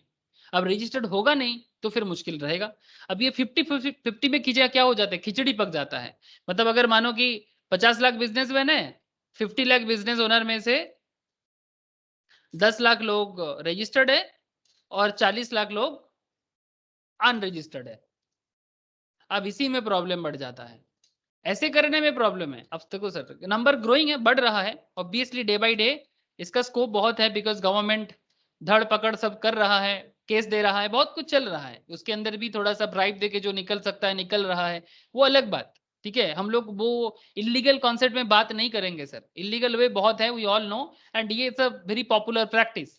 बट ये सब इलीगल प्रैक्टिस को बंद करने के लिए गवर्नमेंट भी अपना स्टेप्स ले रहा है। हम लोग आपको बताएंगे आगे आगे, ये सब चर्चा होगा, वेट करो सर। ये सब डिस्कशंस भी हमारा पढ़ाई का ही पार्ट है, ठीक है। ऐसे नहीं सोचना कि सर आप क्या कहानी बना रहे हो, नहीं सर, जीएसटी कोई कहानी नहीं है, GST is a real life application, ठीक है, जो डे टू डे बेसिस में ईच एंड एवरी बिजनेसमैन को फेस करना पड़ता है। क्या ज्योति, मैं कुछ गलत बोला क्या? नहीं सर, और ये अनरजिस्टर्ड वाला के लिए तो और भी प्रॉब्लम हो जाता है। हाँ सर, अनरजिस्टर्ड वाले के लिए और प्रॉब्लम बढ़ जाता है, और प्रॉब्लम बढ़ जाता है, मतलब यही मेन प्रॉब्लम हो जाता है। इसीलिए अगर आपको, अगर देखो आईटीसी का एक बहुत ही सुंदर सिस्टम है, किसी के ऊपर ज्यादा बर्डन नहीं आएगा, लेकिन वही ना, कस्टमर को कौन ज्यादा अट्रैक्ट करेगा। अगर आप बिना टैक्स का सामान खरीद के लाते हो, सपोज आप बिना टैक्स का सामान खरीद के लाते हो और आप कस्टमर से भी टैक्स कलेक्ट नहीं करना चाहता, अब कस्टमर को क्या है, वो तो बस प्रोडक्ट लेने के लिए पागल है, सस्ता में जहां मिलेगा। उसको क्या है कि मतलब न्याय अन्याय धर्म अधर्म वो थोड़ी ना जाने, वो तो दाम जाने, जहां सस्ता मैं उधर, ठीक है। कस्टमर वैसा ही होता है, ये कस्टमर का नेचर है। अब इसको हम कुछ नहीं कर सकते। अगर कुछ होगा, अगर गवर्नमेंट सबको रजिस्टर्ड करने में सक्षम रहे, if government is successful to maintain all the persons as a registered businessman, in that case everything will be fine, और ये बिजनेस का सिनेरियो और बेहतर हो जाएगा। ये देश के लिए भी बहुत अच्छा है सर, देश के लिए भी बहुत अच्छा। जीएसटी कलेक्शन बढ़ेगा स्टेट टू स्टेट के ऊपर, गवर्नमेंट का इनकम बढ़ेगा, स्टेट का भी इनकम बढ़ेगा, सेंट्रल का स्टेट इनकम बढ़ेगा, बहुत बेहतरीन बात होगा। हमारा देश का इंफ्रास्ट्रक्चर डेवलप होगा, चाहे गवर्नमेंट में कोई भी रहे, लेकिन अल्टीमेटली यही तो सोर्स है इनकम का। अब देख सकते हो वेस्ट बंगाल गवर्नमेंट 43,386 करोड़ का जीएसटी कलेक्शन करता है, ठीक है। उत्तर प्रदेश गवर्नमेंट 65 करोड़ करता है, बहुत ही खतरनाक बात। वेस्ट बंगाल 10 करोड़ पॉपुलेशन में 43 करोड़ करता है, उत्तर प्रदेश 20 करोड़ पॉपुलेशन में 65 करोड़ कर पाता है। क्यों? बिकॉज वहां पर भी बिजनेस सिनेरियोस और अच्छा नहीं है सर, लेकिन क्योंकि स्टेट बड़ा है इसलिए आपको थोड़ा ज्यादा दिख रहा है, ठीक है। स्टेट बड़ा है इसका, यहाँ पर फैक्ट्री भी बहुत ज्यादा है कंपेरेटिवली, लेकिन अगर पॉपुलेशन वाइज आप कलेक्शन को सोचो तो उत्तर प्रदेश भी बहुत ही खराब हालत में है। इस हिसाब से अगर आप देखो गुजरात का कंडीशन बेहतरीन है, पॉपुलेशन वेस्ट बंगाल से भी कम, पॉपुलेशन वेस्ट बंगाल से भी कम, लेकिन जीएसटी कलेक्शन देखो सर आप, तो डेवलपमेंट ये नहीं करेगा तो कौन करेगा? क्या आप लोगों को मेरा बात समझ में आ रहा है सर? वेस्ट बंगाल से भी गुजरात का पॉपुलेशन ऑलमोस्ट 7 करोड़ के आसपास है। गुजरात में जीएसटी कलेक्शन देखो ऑलमोस्ट 80 करोड़, वेस्ट बंगाल से डबल कलेक्शन करता है। कुछ समझ में आ रहा है आप लोगों को कि स्टेट कैसे डेवलप हाँ कर सर। पाता है? यही रीजन होता है सर स्टेट का डेवलपमेंट के पीछे का। जो स्टेट का रेवेन्यू सोर्स आएगा तो स्टेट कुछ ना कुछ अच्छा करेगा, जॉब क्रिएट करेगा, बिजनेस क्रिएट करेगा, तभी कर पाएगा। इसके लिए स्टेट में बिजनेस सिनारियो होना जरूरी है। हमारे स्टेट का प्रॉब्लम यही है कि हमारे स्टेट में बिजनेस सिनारियोज नहीं है। यूथ पढ़े जा रहे हैं डिग्री के लिए और फिर बोलता है कि कैसा देश है, जॉब नहीं है। अरे भाई जॉब होगा कैसे? आप गलत लोगों को चूज करते हो जिसको समझ में ही नहीं आता कि एक देश को चलाना कैसे होता है। मतलब हम सबको ही, आई एम ऑल्सो इंक्लूडिंग, ठीक है, हम लोगों को पता ही नहीं है, गलत लोगों को बिठा देते हैं। जहां वेस्ट बंगाल को लेके मुझे इतना चिंता क्यों आता है सर? वेस्ट बंगाल तो ऑलवेज लीड करता था अप टू 1960। इंडिया का एक हाथ हुआ करता था बंगाल। मतलब वेस्ट बंगाल का जीडीपी इतना होता था कि पूरा देश को खाना खिलाने का ताकत रखता था वेस्ट बंगाल। बहुत बड़ा नहीं है लेकिन फिर भी इतना ताकत है, और इतना ताकतवर स्टेट का ये हालत है आज। It's not a good sign sir, it's not a good sign. तो चेंज करना चाहिए। बिहार जो ऑलवेज इंडिया का पार्ट मतलब बेस्ट स्टेट हुआ करता है, उसका हालत देखो 12,640 करोड़, बहुत ही भयंकर हालत है। लेकिन बिहार का जो मिट्टी है ना सर, इतना फर्टाइल है, मैं आपको क्या बताऊं। झारखंड जिसको भारत का मिनरल का सोर्स माना जाता है, आज के डेट में अगर हमारे देश में हमारे घर में अगर स्टील है, लोहा है, मैंगनीज है, जो भी है, उसका सोर्स झारखंड एंड छत्तीसगढ़ है। बट देखो आप उनका हालत, not a good thing sir. Chhattisgarh में तो प्रॉब्लम है कि 18 डिस्ट्रिक्ट ऐसा है कि माओवादी प्रोन है। क्यों? क्योंकि वहां पर डेवलपमेंट नहीं हुआ तो माओवादी ने अपना जगह बना लिया। अरे भाई क्यों माओवादी जगह बनाएगा? अगर गवर्नमेंट अपना काम करेगा तो माओवादी अपना जगह बनाएगा क्या? कभी नहीं बना सकता। मतलब लोकल पीपल साथ नहीं देगा तो कैसे होगा? लेकिन लोकल पीपल को भड़काया कौन? अगर आप लोकल पीपल का मारते रहोगे तो लोकल पीपल तो भड़केगा ना सर। बहुत सारा ये जीएसटी के पीछे मतलब बेसिकली गवर्नमेंट के अर्निंग के ऊपर डिपेंड करता है आपका स्टेट का हालत। तभी मैं आपको इतना सारा बात कर रहा हूं सर, और कोई रीजन नहीं है। नॉर्थ ईस्ट का अपना कुछ कहानी है सर। सॉरी, क्या हो गया सर? कहां से कहां आ गए? नॉर्थ ईस्ट का अपना कुछ खुद का कहानी है। नॉर्थ ईस्ट थोड़ा सा साइड में आ गया, पोजिशनल कुछ प्रॉब्लम है इसका। लेकिन इंडिया कोशिश कर रहा है sir, through water route currently कुछ अच्छा कोशिश किया है। थ्रू वाटर रूट के थ्रू से नॉर्थ ईस्ट के साथ बिजनेस और बढ़ाना चाहता है। लेकिन अगर आप ऐसा भी देखो कि नॉर्थ ईस्ट में थोड़ा इंडस्ट्रियलाइजेशन का प्रॉब्लम है, otherwise comparatively per capita income में अच्छा है। लेकिन हाँ, कुछ कुछ एरिया अभी भी काफी पीछे है, बिकॉज अभी भी डेवलपमेंट प्रॉपरली हुआ नहीं है। लेकिन ये सब स्टेट तो देश के एकदम मेन पार्ट के रहे में भी फिर भी प्रॉब्लम। कश्मीर का अपना इशू है, ऑल नो, कश्मीर का अपना इशू है। ओके सर, देखो सर, ये जीएसटी पढ़ने के साथ साथ हर एक चीज में बात करना ना बड़ा ही नॉर्मल बात हो जाता है। कोई बात नहीं, चलो। Section 16 subsection 1, every registered person shall subject to such condition and restriction as may be prescribed and in manner specified in section 49 be entitled to take the credit of input tax charged on any supply of goods or service or both to him which are used to intended to be used in the course of furtherance of his business। जिस तरह से वो अपना business का जो भी furtherance करेगा, and the said amount shall be credited to the electronic credit ledger of such person. तो जो भी आपको आईटीसी मिलेगा वो आप कहां दिखाओगे? अपने इलेक्ट्रॉनिक क्रेडिट लेजर पे। यहाँ पर आपका इलेक्ट्रॉनिक क्रेडिट लेजर होगा सर, यहाँ पर होगा, ठीक है। ये जो भी आप देख पा रहे हो ना सर, जीएसटी का जो पोर्टल है, यहीं पर आपका सारा का सारा डिटेल्स दिखेगा, ठीक है।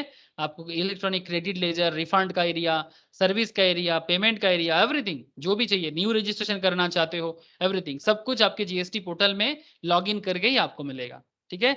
ये है सिंपल बात। ओके सर, तो ये तो स्टैट्यूटरी कुछ प्रोविजंस है। तो चलो मैं एक काम करता हूँ, यही से प्रोविजंस में एक एक करके बात करूंगा, ठीक है। अच्छा, सेक्शन सबसेक्शन 2 में क्या बोलते हैं? Notwithstanding anything content in this section, no registered person shall be entitled to the credit और any input tax in respect of any supply of goods और सर्विस और बोथ हिमसेल्फ अनलेस। मतलब कोई भी registered मतलब non registered person कभी भी ITC claim नहीं कर सकता, ठीक है। बिकॉज वो नॉन रजिस्टर्ड है, वो आईटीसी कभी नहीं क्लेम कर सकता। ठीक है, आईटीसी बहुत ही अच्छा बेनिफिट है, बट उसके लिए उसको रजिस्ट्रेशन होना जरूरी है। ठीक है, तो वही सेक्शन सबसेक्शन 2 में कहा गया है। एक काम करते हैं, इसका एनालिसिस को पढ़ते हैं तो थोड़ा ज्यादा समझ आ जाएगा।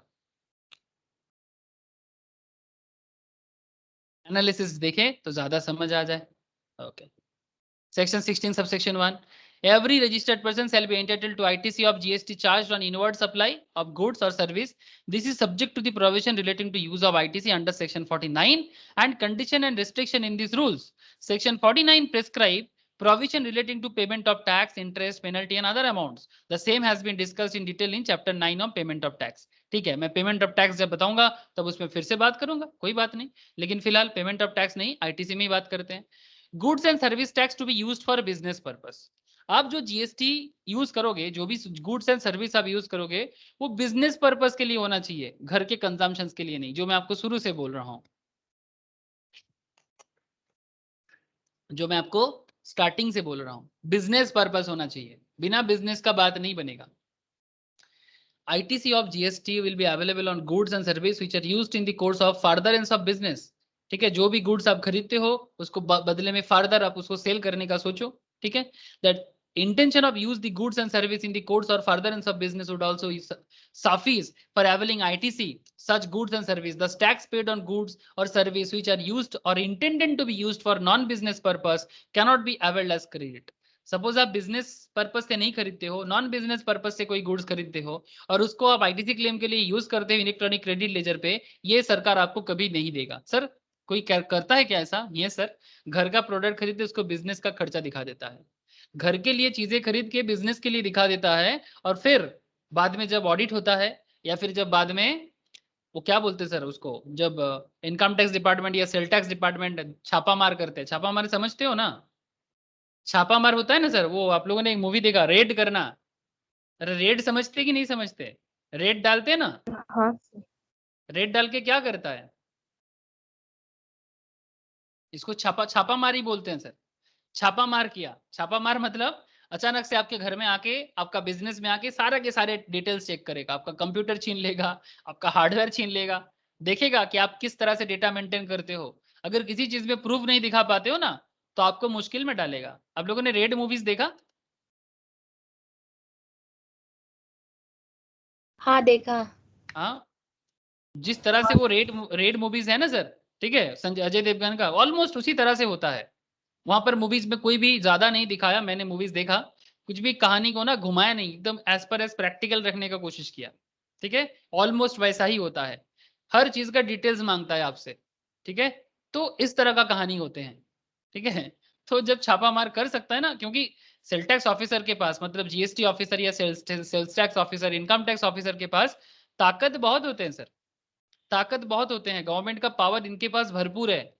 ये इसका मिसयूज करता है वो अलग बात, बट पावर बहुत है, किसी भी मूवमेंट में आके आपको पूछताछ कर सकता है। Position of tax paying off document, आपके पास टैक्स पेइंग डॉक्यूमेंट होना चाहिए। Section 16 subsection 2 read with rule 36 of the CGST rules, ITC can be availed on the basis of any of the following documents.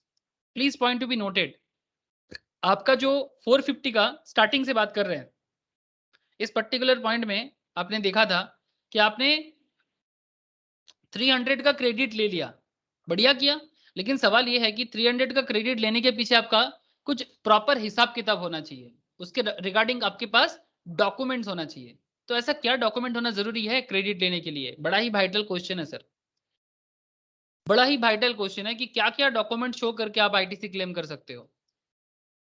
ठीक है, देखो sir, invoice issued by the supplier of goods और service, आपने जिस supplier से goods खरीदा उसने आपको इनवॉइस जरूर इशू करेगा। चलान सर, इनवॉइस का दूसरा नाम बिल भी है, चलान भी है। बोलो सर, जिनसे गुड्स खरीदोगे वो आपको इनवॉइस इशू करेगा कि नहीं करेगा? जो लोग बिजनेस करते हैं वो समझ जाओगे। यहाँ पर कोई कोई है, आई नो, बिजनेस के साथ कनेक्शन है, फैमिली बिजनेस है, लड़की लड़का सभी कोई, जैसे कि अगर मैं यहाँ पर ज्योति पूछ सकता बोल सकता है, आपका प्रिया भी बता सकता है। हाँ प्रिया बोलो, करते कि नहीं करते? हाँ सर। सप्लायर से गुड्स लेके आएंगे तो इनवॉइस तो देगा ना सप्लायर, तो invoice issued by the supplier of goods and service, ये आपके लिए आईटीसी क्लेम करने का डॉक्यूमेंट्स है। इनवॉइस मतलब चालान सर, चालान। इनवॉइस होता है ना सर, जैसे कोई भी गुड्स खरीद के लाते हो तो उसका इनवॉइस होगा। Invoice issued by the recipient receiving goods और सर्विस फ्रॉम अनरजिस्टर्ड सप्लायर। अगर आप अनरजिस्टर्ड से खरीद के लाते हो प्रॉब्लम नहीं है, लेकिन आपको प्रूफ दिखाना पड़ेगा पेमेंट ऑफ टैक्स का। ठीक है, अनरजिस्टर्ड से खरीद के लाओ प्रॉब्लम नहीं है, but you have to proof of payment of tax in case of reverse charge. Actually क्या होता है मैं आपको बताता हूँ। रिवर्स चार्ज का कॉन्सेप्ट यूं हो गया, जो लोग रिवर्स चार्ज का चैप्टर पढ़े हो वो मुझे बता सकते हो। तो था बोल, यहाँ पर रिवर्स चार्ज का कॉन्सेप्ट क्यों आ गया?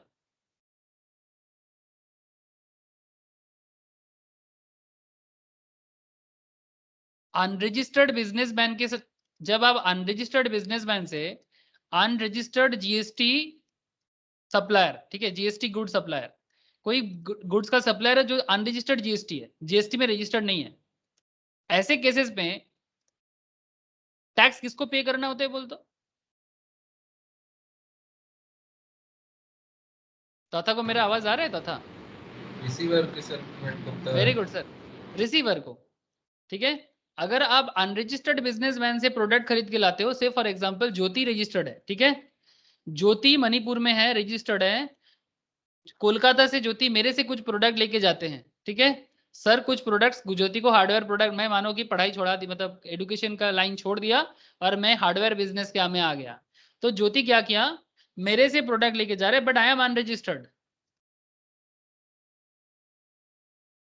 तो इन दैट केस ज्योति को ही टैक्स पे करना, कलेक्शन करना पड़ेगा। नॉर्मली क्या होता है, सप्लायर टैक्स कलेक्ट करता है। नॉर्मली टैक्स कलेक्ट कौन करता है? सप्लायर कलेक्ट करता है। लेकिन जब सप्लायर अनरजिस्टर्ड हो तो कलेक्शन कौन करेगा? गवर्नमेंट। हाँ सर, गवर्नमेंट करेगा। कौन करेगा सर, मैं समझा नहीं। सप्लायर नहीं करेगा तो डायरेक्टली गवर्नमेंट के पास जाएगा ना? नहीं सर, आप नहीं समझे, सप्लायर नहीं करेगा तो गवर्नमेंट के पास जाएगा, बट वो किसके थ्रू से जाएगा? रिसिपिएंट के थ्रू से। यार गवर्नमेंट का चीज सबमिट कर देगा। ठीक है, ये रिसिपेंट डायरेक्टली गवर्नमेंट को करेगा, डायरेक्टली गवर्नमेंट के पास जाएगा बट थ्रू रिसिपेंट। ओके, जैसे यहाँ पर गुड्स का रिसिपेंट कौन था, सर था कि ज्योति था? ज्योति। ज्योति है, लेकिन सर कौन है? अनरजिस्टर्ड है, सर अनरजिस्टर्ड है, ज्योति रजिस्टर्ड है। तो जब ज्योति अनरजिस्टर्ड बिजनेसमैन से प्रोडक्ट खरीदेगा इसमें कोई प्रॉब्लम नहीं है, ठीक है, हो सकता है अनरजिस्टर्ड बिजनेसमैन से प्रोडक्ट खरीदना, कोई मना नहीं है सर, कोई कुछ भी इलीगल पॉइंट नहीं है इसमें। हो सकता है कि सर अनरजिस्टर्ड इसलिए बिकॉज सर का एलिजिबिलिटी नहीं है रजिस्टर्ड होने का। लेकिन सवाल है कि इन दैट केस ज्योति क्या करेगा, जो भी टैक्स है वो ज्योति खुद कलेक्ट करेगा और कलेक्ट करके रिवर्स चार्ज करेगा, मतलब इसको रिवर्स चार्ज मैकेनिज्म बोलते हैं। ऐसे रिवर्स चार्ज मैकेनिज्म पे मैं बहुत लंबा क्लास पहले भी करवाया, फिर करवाऊंगा। तो रिवर्स चार्ज मैकेनिज्म के तहत क्या होता है सर, कि जो रिसिपेंट है वो गवर्नमेंट को देगा, ठीक है। इसीलिए यहाँ पर बोल रहा है कि अगर आप आईटीसी क्लेम करना चाहते हो, नॉर्मली इनवॉइस इशू करेगा supplier, okay, normally invoice issue करेगा सप्लायर, बट अगर सप्लायर अनरजिस्टर्ड है तो फिर जो रिसिपिएंट है ना सर, रिवर्स चार्ज होगा, उसके हिसाब से आपको प्रूफ दिखाना पड़ेगा टैक्स कलेक्शन या पेमेंट का। मैं दित्सा और नंदिनी को पूछना चाहूंगा, क्या आप लोगों को बात थोड़ा समझ में आया? थोड़ा क्यों, पूरा आ जाना चाहिए। रिवर्स चार्ज मैकेनिज्म में क्या होता है ना दित्सा, रिवर्स चार्ज मैकेनिज्म में जब मतलब नॉर्मली क्या है कि जो सप्लायर है उसी को इनवॉइस देना पड़ता है या उसी को टैक्स कलेक्शन करना पड़ता है, ठीक है। लेकिन ऐसा कई कंडीशंस होते हैं कि जब रिसिपिएंट जो है सर्विस का या गुड्स का, उसी को टैक्स कलेक्शन करना पड़ रहा है। जैसे मानो आप किसी फॉरेनर से कोई सर्विस लेते हो, ठीक है, आप किसी फॉरेनर से कोई सर्विस लेते हो, तो से फॉर एग्जांपल फॉरेनर कहाँ रहता है, फॉरेनर यूके में रहता है। अब ये फॉरेनर से आप इंटीरियर डेकोरेटिंग सर्विस ले रहे हो या फिर कोई सॉफ्टवेयर सर्विस ले रहे हो। अब सवाल है कि अगर वो सर्विस ले रहे हो उसका एक पर्टिकुलर प्राइस भी आप पे कर रहे हो, लेकिन गवर्नमेंट ऑफ इंडिया बोलता है कि आप सर्विस लो फॉरेनर से, फॉरेनर यूके में रहता है उसमें भी मुझे कोई प्रॉब्लम नहीं है, लेकिन क्या गवर्नमेंट यूके जाएगा इनसे कलेक्शन करने के लिए जीएसटी? बोलो सर, क्या गवर्नमेंट ऑफ इंडिया जाएगा यूके में जीएसटी कलेक्शन करने के लिए? या फिर जो रिसिपिएंट है इंडिया में, जो रिसिपिएंट है इंडिया में उसी को बोलेगा भाई आप ही कलेक्ट करो और आप ही जमा करो? लॉजिक है कि नहीं ये बात? हाँ सर। तो ये एक्सेप्शनल केसेस है जहां पर रिवर्स चार्ज मैकेनिज्म एप्लीकेबल हो जाता है, जहां पर रिवर्स चार्ज मैकेनिज्म एप्लीकेबल हो जाता है। ऐसे और भी बहुत सारे लिस्ट है। जो लोग रिवर्स चार्ज मैकेनिज्म अभी नहीं, डिटेल्स नहीं पढ़ रहे हो, पहले पढ़ के आए हो कोई बात नहीं, जो नहीं पढ़ा वो बाद में पढ़ेगा, बट फिलहाल आरसीएम समझ लो sir. Reverse charge mechanism normal case में सप्लायर को इलेक्शन करना पड़ता है, बट एक्सेप्शनल केसेस ऐसे भी होते हैं जहां जो रिसिपिएंट है गुड्स या सर्विस का, उसी को जीएसटी कलेक्ट करके जमा करना पड़ रहा है। ऐसे केसेस को आरसीएम कहते हैं। RCM means reverse charge mechanism. समझ में आया?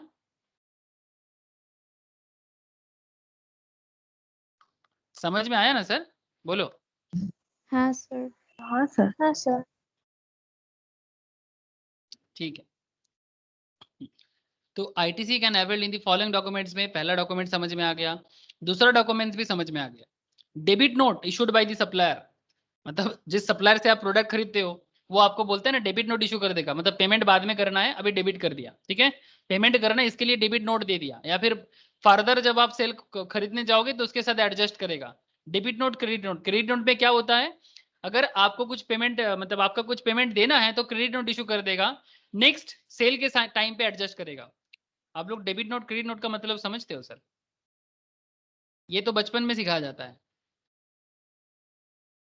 डेबिट नोट, क्रेडिट नोट, ये सप्लायर और रिसीवर के बीच में चलता है, मतलब सप्लायर और परचेजर भी बोल सकते हो। अब सप्लायर और परचेजर के बीच में क्या कॉन्सेप्ट चलेगा? से फॉर एग्जांपल, चलो सर ज्योति से ही आज एग्जांपल बन रहा है। ज्योति सप्लायर है, ज्योति ये तुम हो, गुस्सा नहीं करना सर, ठीक है? मेरे ड्राइंग बहुत अच्छा है सर, एकदम गुस्सा नहीं करना। अरे ये सब क्या हो रहा है, कहाँ से क्या निकल रहा है, हाथ निकलना है।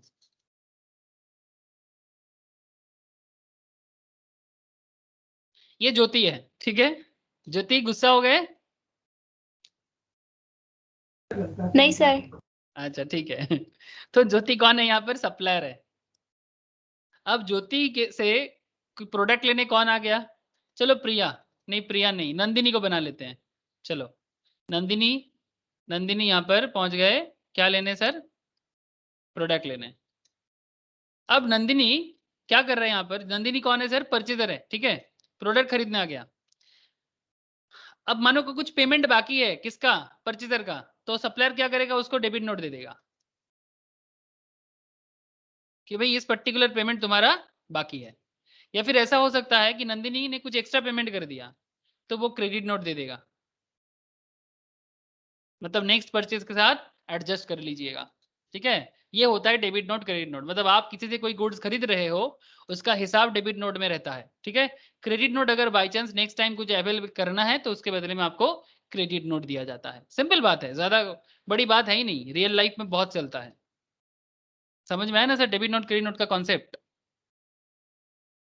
डेबिट नोट इशू करता है सप्लायर, जैसे ज्योति ने यहाँ पर नंदिनी को इशू किया, मतलब पेमेंट बाकी है, इसका मतलब यही है कि नंदिनी ने खरीदा है प्रोडक्ट, ये सर नो? नंदिनी प्रोडक्ट खरीदा है तभी तो वो डेबिट नोट दे रहा है सप्लायर, ये सर नो सर? बोलो ना। Yes sir. हाँ sir. Similar type of product जैसे bill of entry, similar document prescribed under custom act. Bill of entry sir normally available होता है सर इंपोर्ट में, मतलब पोर्ट में यूज होता है, ठीक है? अगर अगर आप लोग कभी भी क्या बोलते हैं जगह को, गार्डन रीच गए सर आप लोग? गार्डन रीच, गार्डन रीच हमारे कोलकाता में एयरपोर्ट है सर। ये देखो सर, एयरपोर्ट नहीं सॉरी, सी पोर्ट दिखाई दे रहा है आप लोगों को? कोलकाता में गंगा नदी के ऊपर पोर्ट बना हुआ है सर, ठीक है, जैसे आप देख रहे हो ये। तो यहाँ पर पोर्ट में सामान बाहर से आते हैं, ठीक है, यहाँ स्पेशल करके ना गंगा नदी को ना एंटर किया गया। अगर कभी भी जाने का मौका मिलता है, बहुत सुंदर है गंगा यहाँ पर, बहुत सुंदर, मतलब एक्चुअली स्पेशल कैनल बना के अंदर घुसाया गया। गंगा नदी इतना छोटा तो नहीं है, लेकिन यहाँ पर इतना पानी है कि कितना भी बड़ा जहाज हो वो उसके अंदर जा सकता है, इतना कैपेसिटी है। तो जो भी हो, बात इतना है कि सर जब आप पोर्ट में कोई प्रोडक्ट लेने जाओगे तो उसके बदले में आपके पास बिल ऑफ एंट्री होना चाहिए, ठीक है? तो वो बिल ऑफ एंट्री भी आपका वो डॉक्यूमेंट्स है कि जिसके ये प्रूव होता है कि यस आपने प्रोडक्ट परचेज किया, ठीक है? तो वो भी आपके लिए आईटीसी क्रेडिट लेने का एक आइटम या डॉक्यूमेंट बन सकता है। इस तरह से रिवाइज इनवॉइस भी हो सकता है, document issued by input service distributor.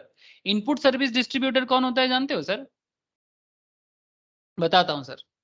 Input service distributor कौन होता है?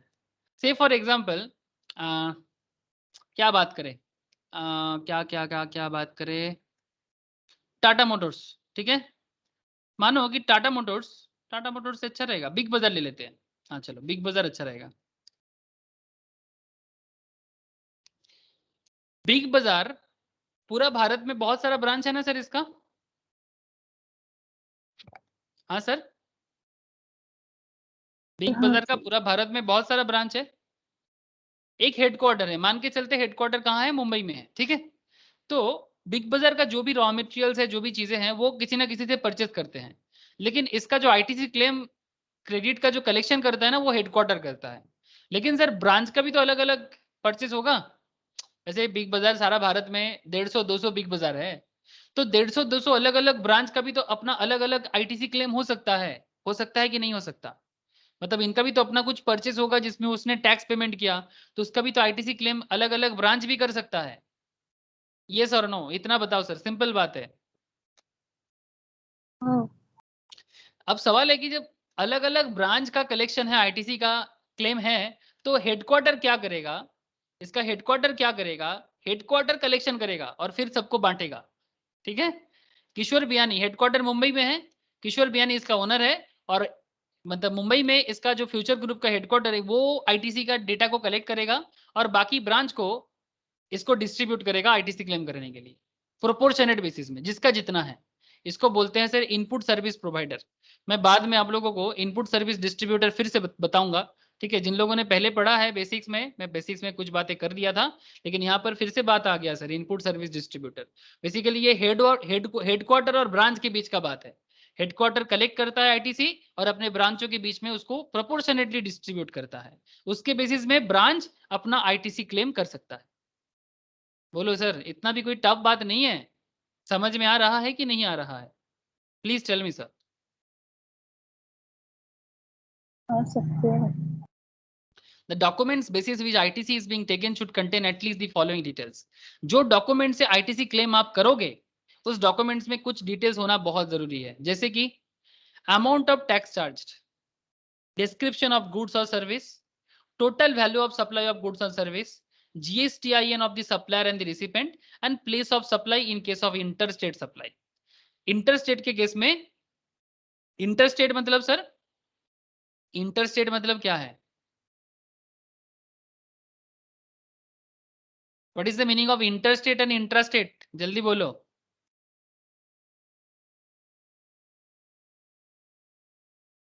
नंदिनी बोल, इंटरस्टेट और इंट्रास्टेट में क्या फर्क है?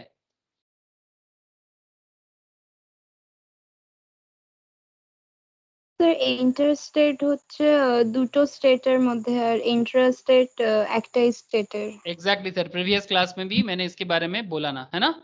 प्रीवियस क्लास में मैंने इसके बारे में बोला। হ্যাঁ স্যার। इंटरस्टेट का मतलब होता है जब सेम स्टेट के अंदर बात हो तब वो इंट्रास्टेट कहलाता है। और जब स्टेट चेंज होता है, सपोज कोलकाता से कोई प्रोडक्ट अगर सूरत जाता है या मुंबई जाता है, तो इसको क्या बोलेंगे? इंटर बोलेंगे कि इंट्रा बोलेंगे? Inter. Inter, thank you sir. तो अगर बात इंटर स्टेट का है तो उसको अलग से मेंशन करना जरूरी है सर, तो ये बात याद रखिएगा। लेकिन इंटर स्टेट के केस में प्लेस ऑफ सप्लाई अगर मेंशन ना भी होता है, इतना इंपॉर्टेंट नहीं है, ठीक है। तो आईटीसी कलेक्शन करने के टाइम पे ये कुछ बातें ध्यान देने का जरूरत है। ये ऊपर का 6 डॉक्यूमेंट्स जिसके बेसिस में आप आईटीसी क्लेम कर सकते हो। अगर आप आगे जाके जीएसटी एक्सपर्ट बनते हो सर, जीएसटी कंसल्टेंट बनते हो, तो जब आपके पास कोई आएगा कि भाई आपका आईटीसी क्लेम के लिए आपके पास आएगा कि मेरा आईटीसी क्लेम है, तो आप मुझे बताओ, तो आप क्या डॉक्यूमेंट्स मांगोगे? आपको समझ में आ गया? अब यही सब डॉक्यूमेंट्स उनसे क्लेम करोगे कि भाई ये सब डॉक्यूमेंट्स लाओ, फिर बताते हैं कि क्या करना है। और डॉक्यूमेंट्स के अंदर क्या चाहिए आपको? दिस डेटास, ये डेटा आपको चाहिए डॉक्यूमेंट्स के अंदर, ठीक है sir. No ITC of tax paid towards demand involving fraud, ठीक है। अगर किसी डॉक्यूमेंट में फ्रॉड डॉक्यूमेंट्स है सर, फ्रॉड डॉक्यूमेंट्स कैसे पता चलेगा? रूल 36 सबसेक्शन 3, ज्योति देख ध्यान से, रूल 36 सबसेक्शन 3 कहता है कि अगर आप फ्रॉड डॉक्यूमेंट मतलब डालते हो तो मुश्किल में डाल देगा आपको।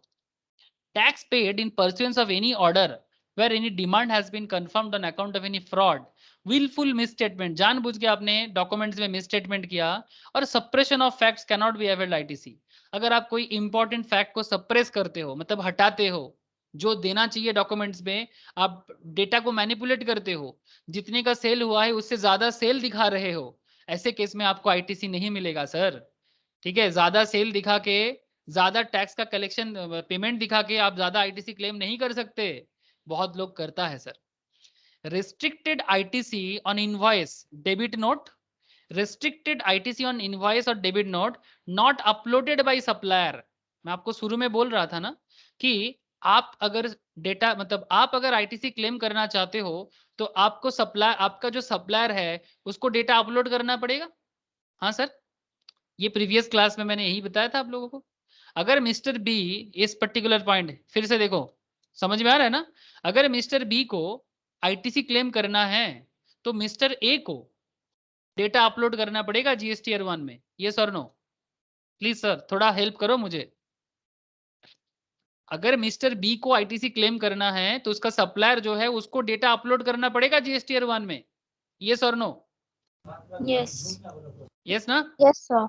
तो इसका मतलब क्या हो जा रहा है कि अगर सप्लायर के साथ आपका डेटा मैच नहीं करता तो क्या आपको आईटीसी मिलेगा? नहीं। Exactly sir. ये सब कॉन्सेप्ट ना पहले वैड में नहीं था। ये सब आजकल जीएसटी का जो न्यू कॉन्सेप्ट आ गया ना, इसमें इतना ताबड़तोड़ सिस्टम आ गया, मतलब बहुत ही मतलब ज्यादा सुंदर सिस्टम आ गया, इसमें कोई मार नहीं सकता। ठीक है, तो अगर सप्लायर के डॉक्यूमेंट के साथ रिसिपेंट का डॉक्यूमेंट्स मैच नहीं करेगा तो आईटीसी क्लेम रुक जाएगा सर। और अगर डेटा मैच नहीं करता तो भी, मतलब सप्लायर कुछ बोल रहा है, आप कुछ बोल रहे हो, यहाँ देखो जीएसटीआर 1 डाउनलोड करो और डेटा अपलोड करो सर। ठीक है, समझ रहे हैं ना सर? वही वाला बात यहाँ पर चल रहा है। अगर सप्लायर के डॉक्यूमेंट्स के साथ आपका डॉक्यूमेंट्स मैच नहीं करता तो मुश्किल बढ़ेगा। तो सिर्फ ये रूल पहले नहीं था, सर्कुलर नंबर दिस नंबर पे जीएसटी डेटेड 11/11/2019 में ये डेटा को लाया गया। इट इज ऑब्जर्व दैट, अच्छा रूल कब आता है?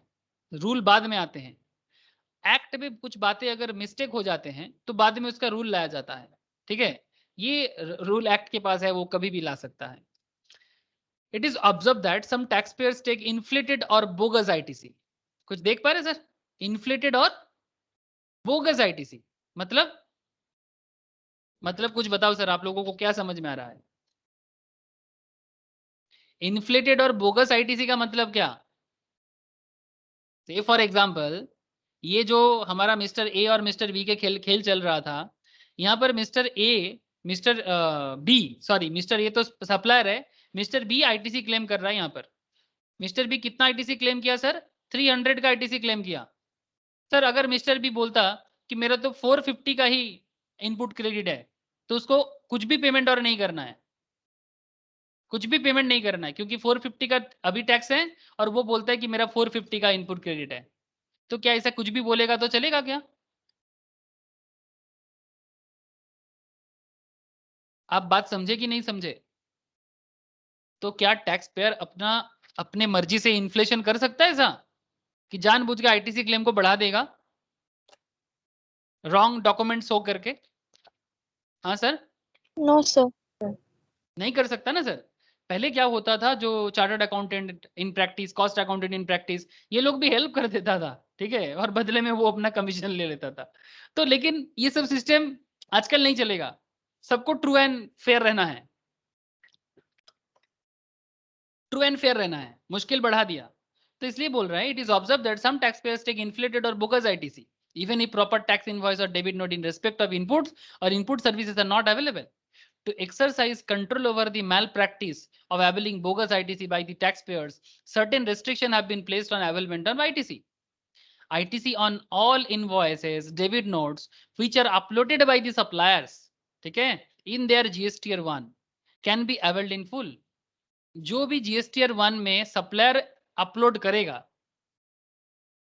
रिसिपेंट जो आईटीसी क्लेम करना चाहता है वो पूरा का पूरा क्लेम कर सकता है, लेकिन सप्लायर को भी उसके बेसिस में डॉक्यूमेंट सबमिट करना पड़ेगा, ऐसे नहीं, एकदम प्रॉपर डॉक्यूमेंट से ही सबमिशन होगा। The recipient gets details tax invoice and debit note uploaded by the supplier in their GSTR 1 and recipient में क्या होगा, जैसे ही जीएसटीआर 1 सप्लायर अपलोड करेगा ऑटो रिफ्लेक्टेड होगा रिसिपेंट के अकाउंट में जीएसटीआर 2A। अब बात समझे, जीएसटीआर 2A किसका है, रिसिपेंट का है, ठीक है, मतलब जो आईटीसी क्लेम करना चाहता है, मैं आपको वो ही पहले ही दिखा रहा था।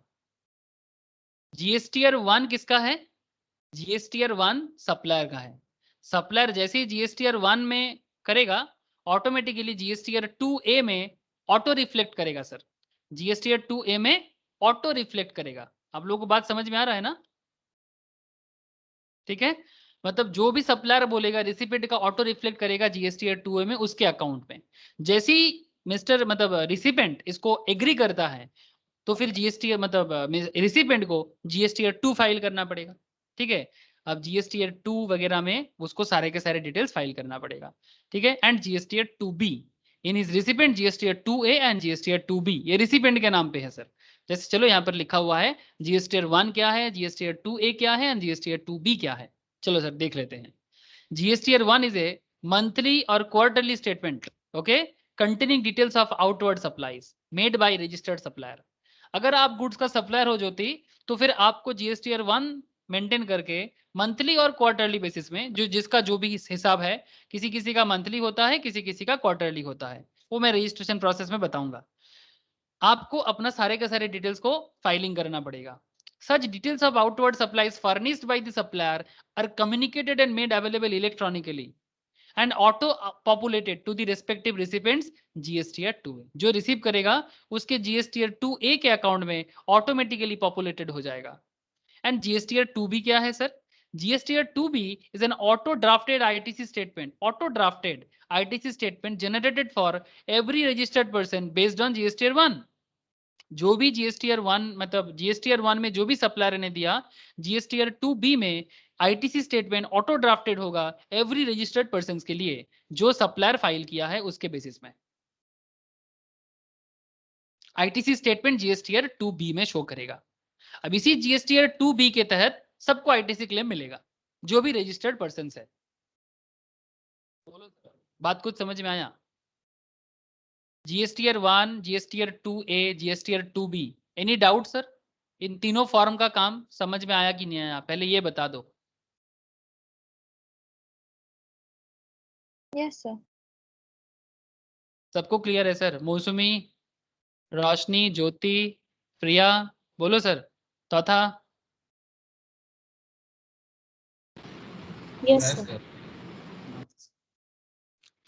however in respect of invoice or debit notes the details of which are not uploaded by the suppliers in their GSTR 1, ठीक है, अगर वो कुछ डेटा GSTR 1 में अपलोड नहीं करता है and hence cannot be seen in GSTR 2A, अगर GSTR 1 में सप्लायर अपलोड नहीं करेगा तो GSTR 2A ऑटो पॉपुलेटेड नहीं होगा एंड GSTR 2B में भी उसका डेटा नहीं शो करेगा एंड उसके बेसिस में आईटीसी भी क्लेम नहीं कर सकता। लेकिन कर सकता है, कितना कर सकता है? ITC can be availed only up to 10% of the eligible credit. जितने के लिए आप एलिजिबल हो उसका सिर्फ 10% तक ही आप अवेल कर सकते हो। सर डोंट वरी, मैं इसका क्वेश्चन कराऊंगा तो क्लियर हो जाएगा। In respect of invoice debit note, the details of which have been uploaded by the supplier in GSTR 1 under section 37 subsection 1 के हिसाब से, ठीक है। 10% तक का खेल क्या है क्वेश्चन करा के समझाऊंगा sir.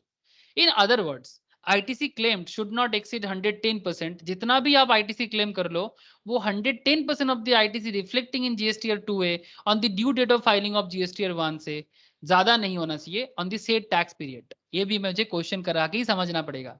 The taxpayer has to avail the ITC on self-assessment basis as the restriction is not imposed through the common portal. Common portal ये वाला है सर, जिस common portal में मैं तब से बात कर रहा हूँ। This is the GST common portal, ठीक है।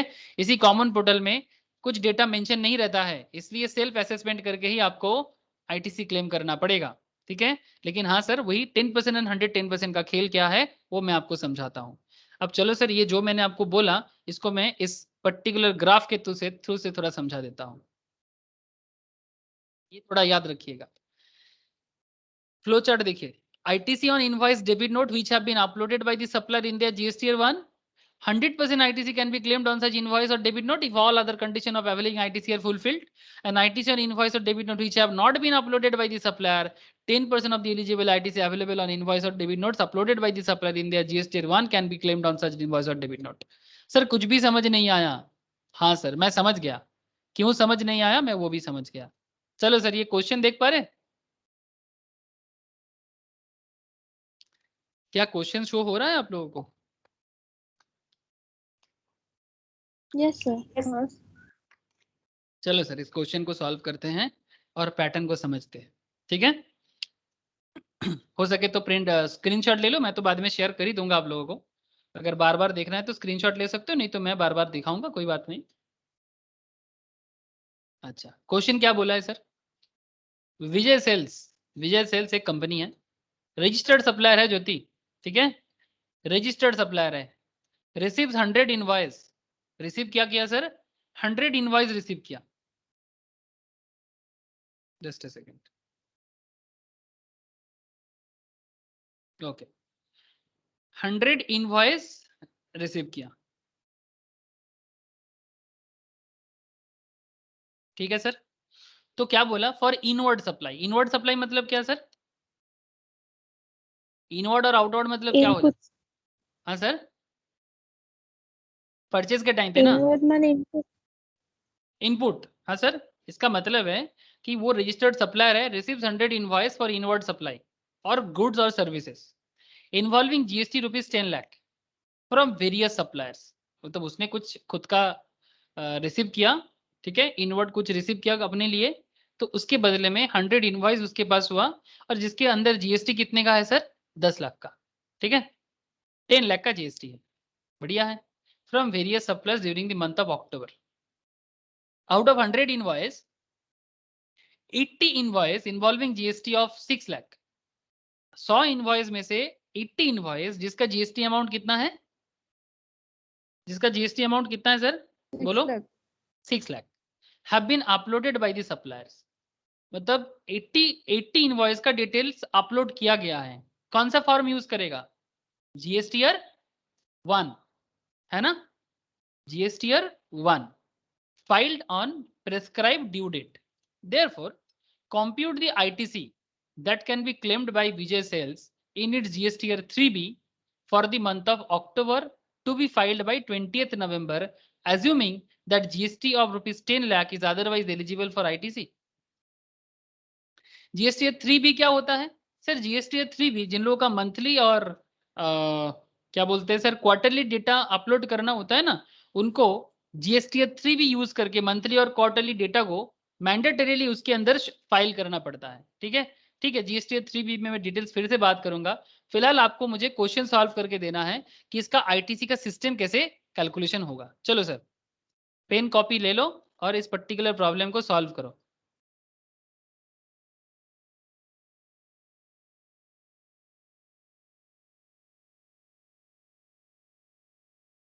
इनपुट क्रेडिट हेडिंग कर लो. Input credit question. ठीक है, input credit, input tax credit basically. Illustration 1. ITC बहुत ही ज्यादा प्रैक्टिकल पेपर है. ठीक है, आईटीसी चैप्टर जो है ना, मैक्सिमम जीएसटी में मैक्सिमम जीएसटी का maximum chapters is just because based on provisions, but ITC is not just based on provisions, ITC is based on practical as well. अच्छा तो कैसे सॉल्व करेंगे?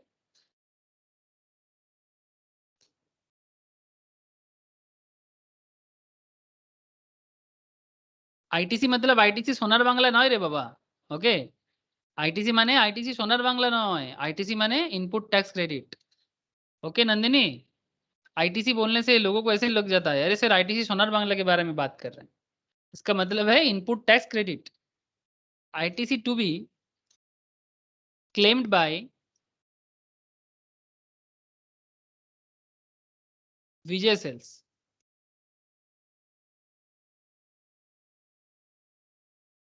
in its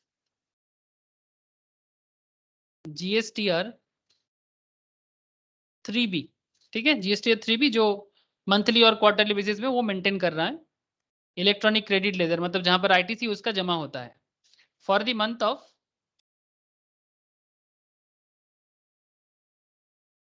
October.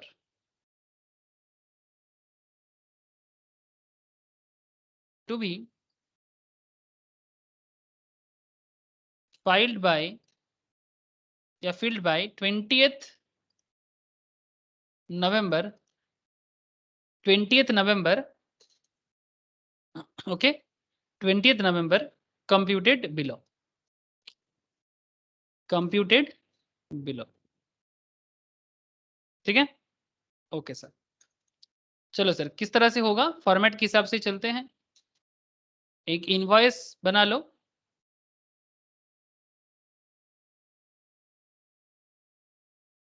Amount of ITC involved,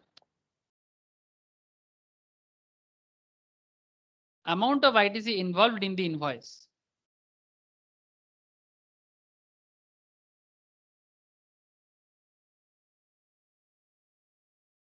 और एक column बना लो, amount of ITC that can be availed, that can be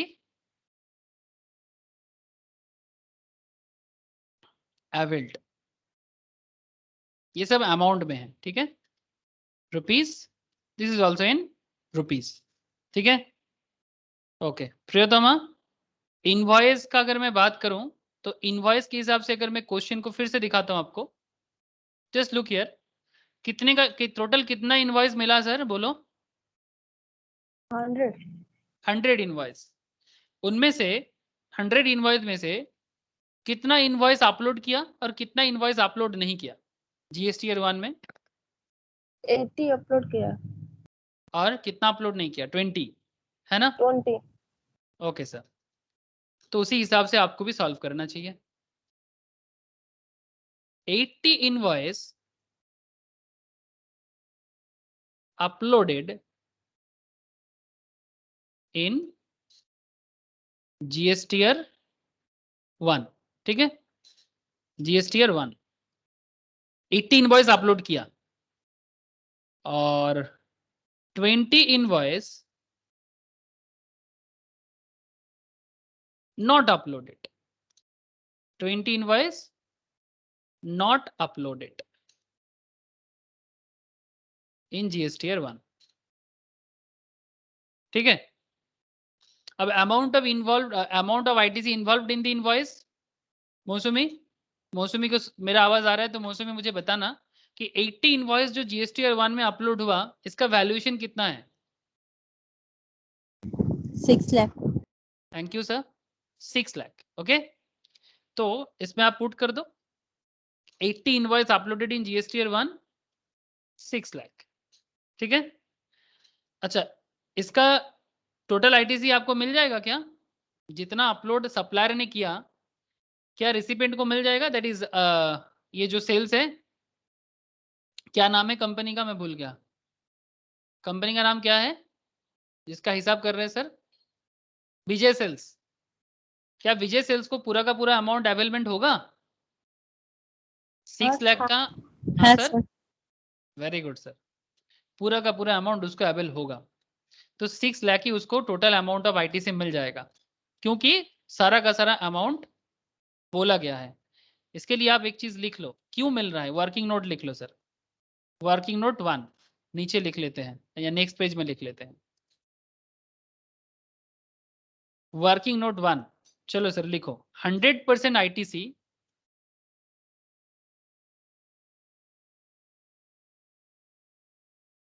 can be availed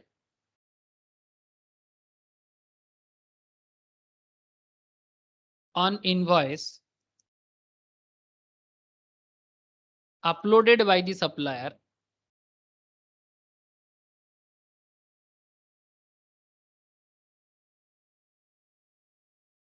in their GSTR 1, in their GSTR 1, ठीक है। 100% ITC can be availed on invoices uploaded by the supplier in their GSTR 1. Now point क्या है, 20 invoice not uploaded in GSTR 1, इसका क्या करें sir? Amount कितना है पहले ये तो बता दो। जो 20 4 invoice, lakh. Very good sir, इसका अमाउंट है 4 लाख का। तो क्या इनवॉइस अमाउंट कितना अवेल कर पाएगा? Amount of ITC that can be availed कितना होगा? हाँ सर, क्लेम्ड अमाउंट का 10%। क्लेम्ड अमाउंट का 10%। तो क्लेम्ड अमाउंट कितना है? 4 lakh. नहीं sir, current claimed amount 6 lakh है ना, मतलब ये हाँ जो सर. अवेलेबल, हाँ करंट क्लेम्ड अमाउंट 6 लाख है, इसका 10% मिल सकता है, वही इस प्रोविजंस पे बोल के रख रहा है। 100% आईटीसी कैन बी, देखो सर फिर से अभी प्रोविजन को पढ़ो। In ITC on invoice or debit note which have been uploaded by the suppliers in their GSTR 1, 100% ITC can be claimed on such invoice or debit note if all other conditions of availing ITC are fulfilled.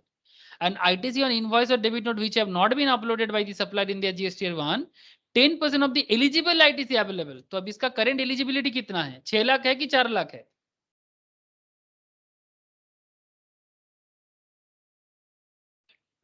Ten percent of the 6 eligible lakh, sir. 10% of the eligible ITC available on invoice or debit note uploaded by the supplier in their GSTR 1 can be claimed on such invoice or debit note. मतलब सवाल है कि कितना current uploaded है, current uploaded कितना है, that is the question. Current uploaded 4 lakh है कि करंट अपलोडेड 6 लाख है? 6 लाख है ना? Sir, 6 lakh के ऊपर 10%. यस सर, क्योंकि करंट अपलोडेड जीएसटीआर 1 में 6 लाख है, उसका 10% तक क्लेम अभी वो कर सकता है। तो कितना अमाउंट हो जाएगा? 60,000. हाँ सर, 60,000. मतलब 0.6 लाख ना? हाँ सर. ओके चलो सर, इसका एक वर्किंग नोट लिख लो, इसका भी एक वर्किंग नोट कर लो।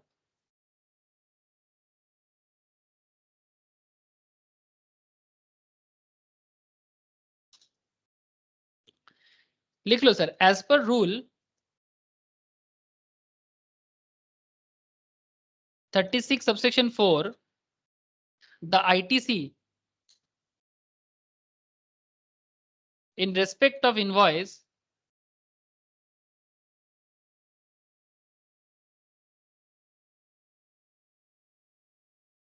not uploaded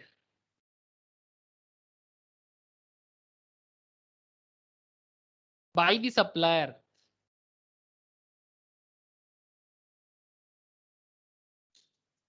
in their GSTR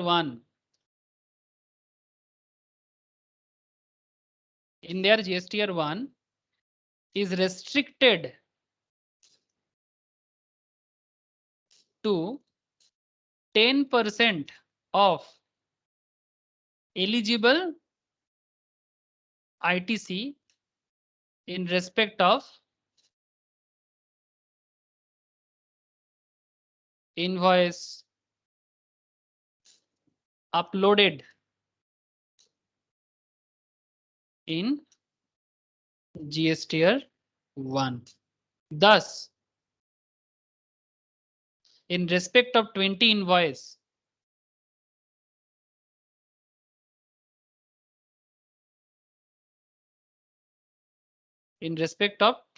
invoice not uploaded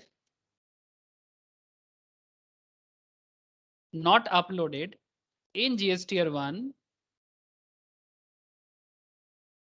the ITC has been restricted to 0.6 lakh. 0.6 lakh bracket में लिख दो, 10% ऑफ 6 लाख मतलब 60,000। बस लिख लिया सर नोट्स? 2 मिनट होल्ड करो ना. ओके सर, होल्ड कर दिया।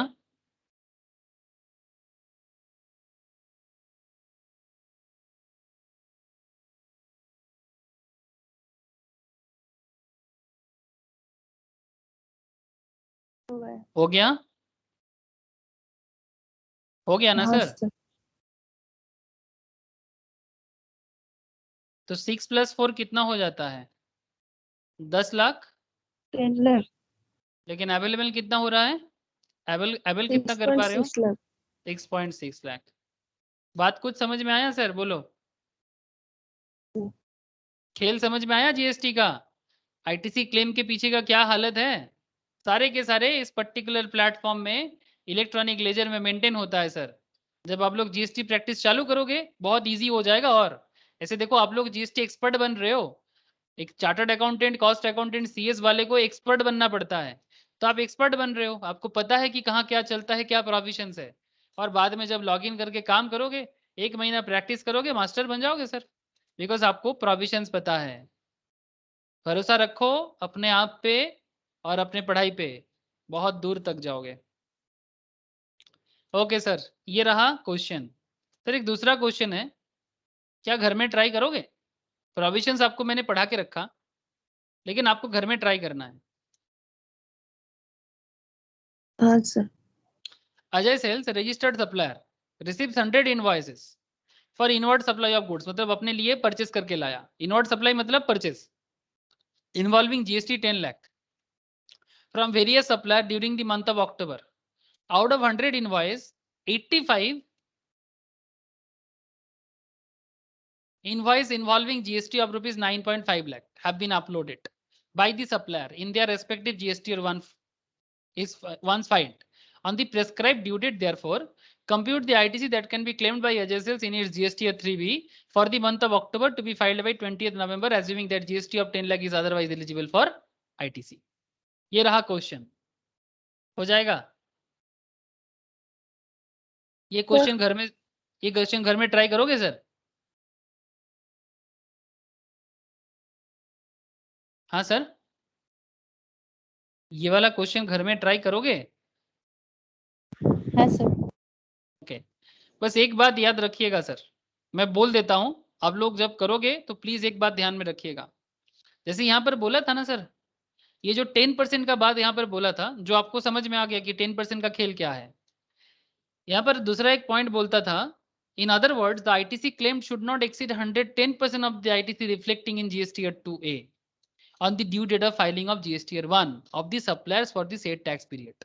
तो प्लीज इस 110% का ध्यान रखिएगा। The taxpayer has to avail the ITC on self-assessment basis as the restriction is not imposed through the common portal. Common portal में कोई रेस्ट्रिक्शन नहीं देता, लेकिन आप 110% से ज्यादा आईटीसी क्लेम नहीं कर सकते। तो इस बात का ध्यान रखिएगा इस पर्टिकुलर क्वेश्चन को करने के टाइम पे। बाकी मुझे और कुछ भी सजेशन नहीं देना है इस पर्टिकुलर सवाल के लिए। बाकी आप देखते हैं हम कि किस तरह से आप लोग सॉल्व कर पाते हो इसको। ठीक है, तो यहाँ पर सारे के सारे जो भी मैंने, हाँ बोलो सर बोलो। एग्जैक्ट 110% तक तो क्लेम कर सकता है ना? हाँ सर, आप वही तो मैं बोला, घर पे ट्राई करो, वही 110% का जो पॉइंट है उसको यूज करना है। ठीक है, उसको यूज करना है। आप जब करोगे आपको समझ में आ जाएगा। ठीक है, ठीक है सर, बोलो। समझ में आया आईटीसी? अभी बहुत बाकी है आईटीसी में, बहुत चर्चा बाकी है सर, अभी भी आईटीसी में बहुत चर्चा बाकी है। ठीक है, नेक्स्ट दिन मैं आप लोगों को सप्लाई वगैरह बताऊंगा। ठीक है, इंटरेस्टिंग पॉइंट है, रिसिपेंट ऑफ गुड्स और service, bill ship to models का कॉन्सेप्ट, बहुत सारी चीजें बाकी है, मुझे बताना है आप लोगों को। अभी लॉट्स ऑफ थिंग है सर, बहुत सारी चीजें हैं। लेकिन जिनका प्रीवियस क्लास मिस है आईटीसी का इंट्रो, प्लीज अच्छे से पढ़ो, बिकॉज आईटीसी में बोल रहा सर जीएसटी का सबसे हॉट एरिया है और इसी को लेके ज्यादातर अकाउंट्स का जीएसटी प्रैक्टिस का काम इसी को लेके होता है। तो इसीलिए आईटीसी पे सिर्फ एग्जाम के लिए ही नहीं, आपके लाइफ के लिए भी आईटीसी एक बहुत बड़ा एसेट है। इतना मैं बार बार बोलूंगा आपको।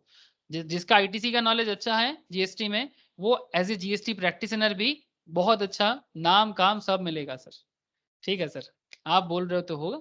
ठीक है, ओके सर, तो फिर आज इतना ही है। दीक्षा, नंदिनी, आप लोगों को समझ में आया? ज्योति, ज्योति यस काफी सर। हाँ सर।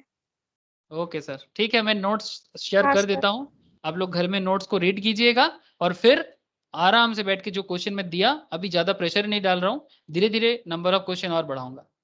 ठीक है, ओके सर। चौथा हो जाएगा चे? चौथा? हाँ सर। ओके सर, ठीक है सर, बाय फिर आज, tata. Bye tata sir. Sir. Okay sir, bye. Bye sir. हाँ sir, bye. Bye bye bye sir, sir. Bye sir, bye. Sir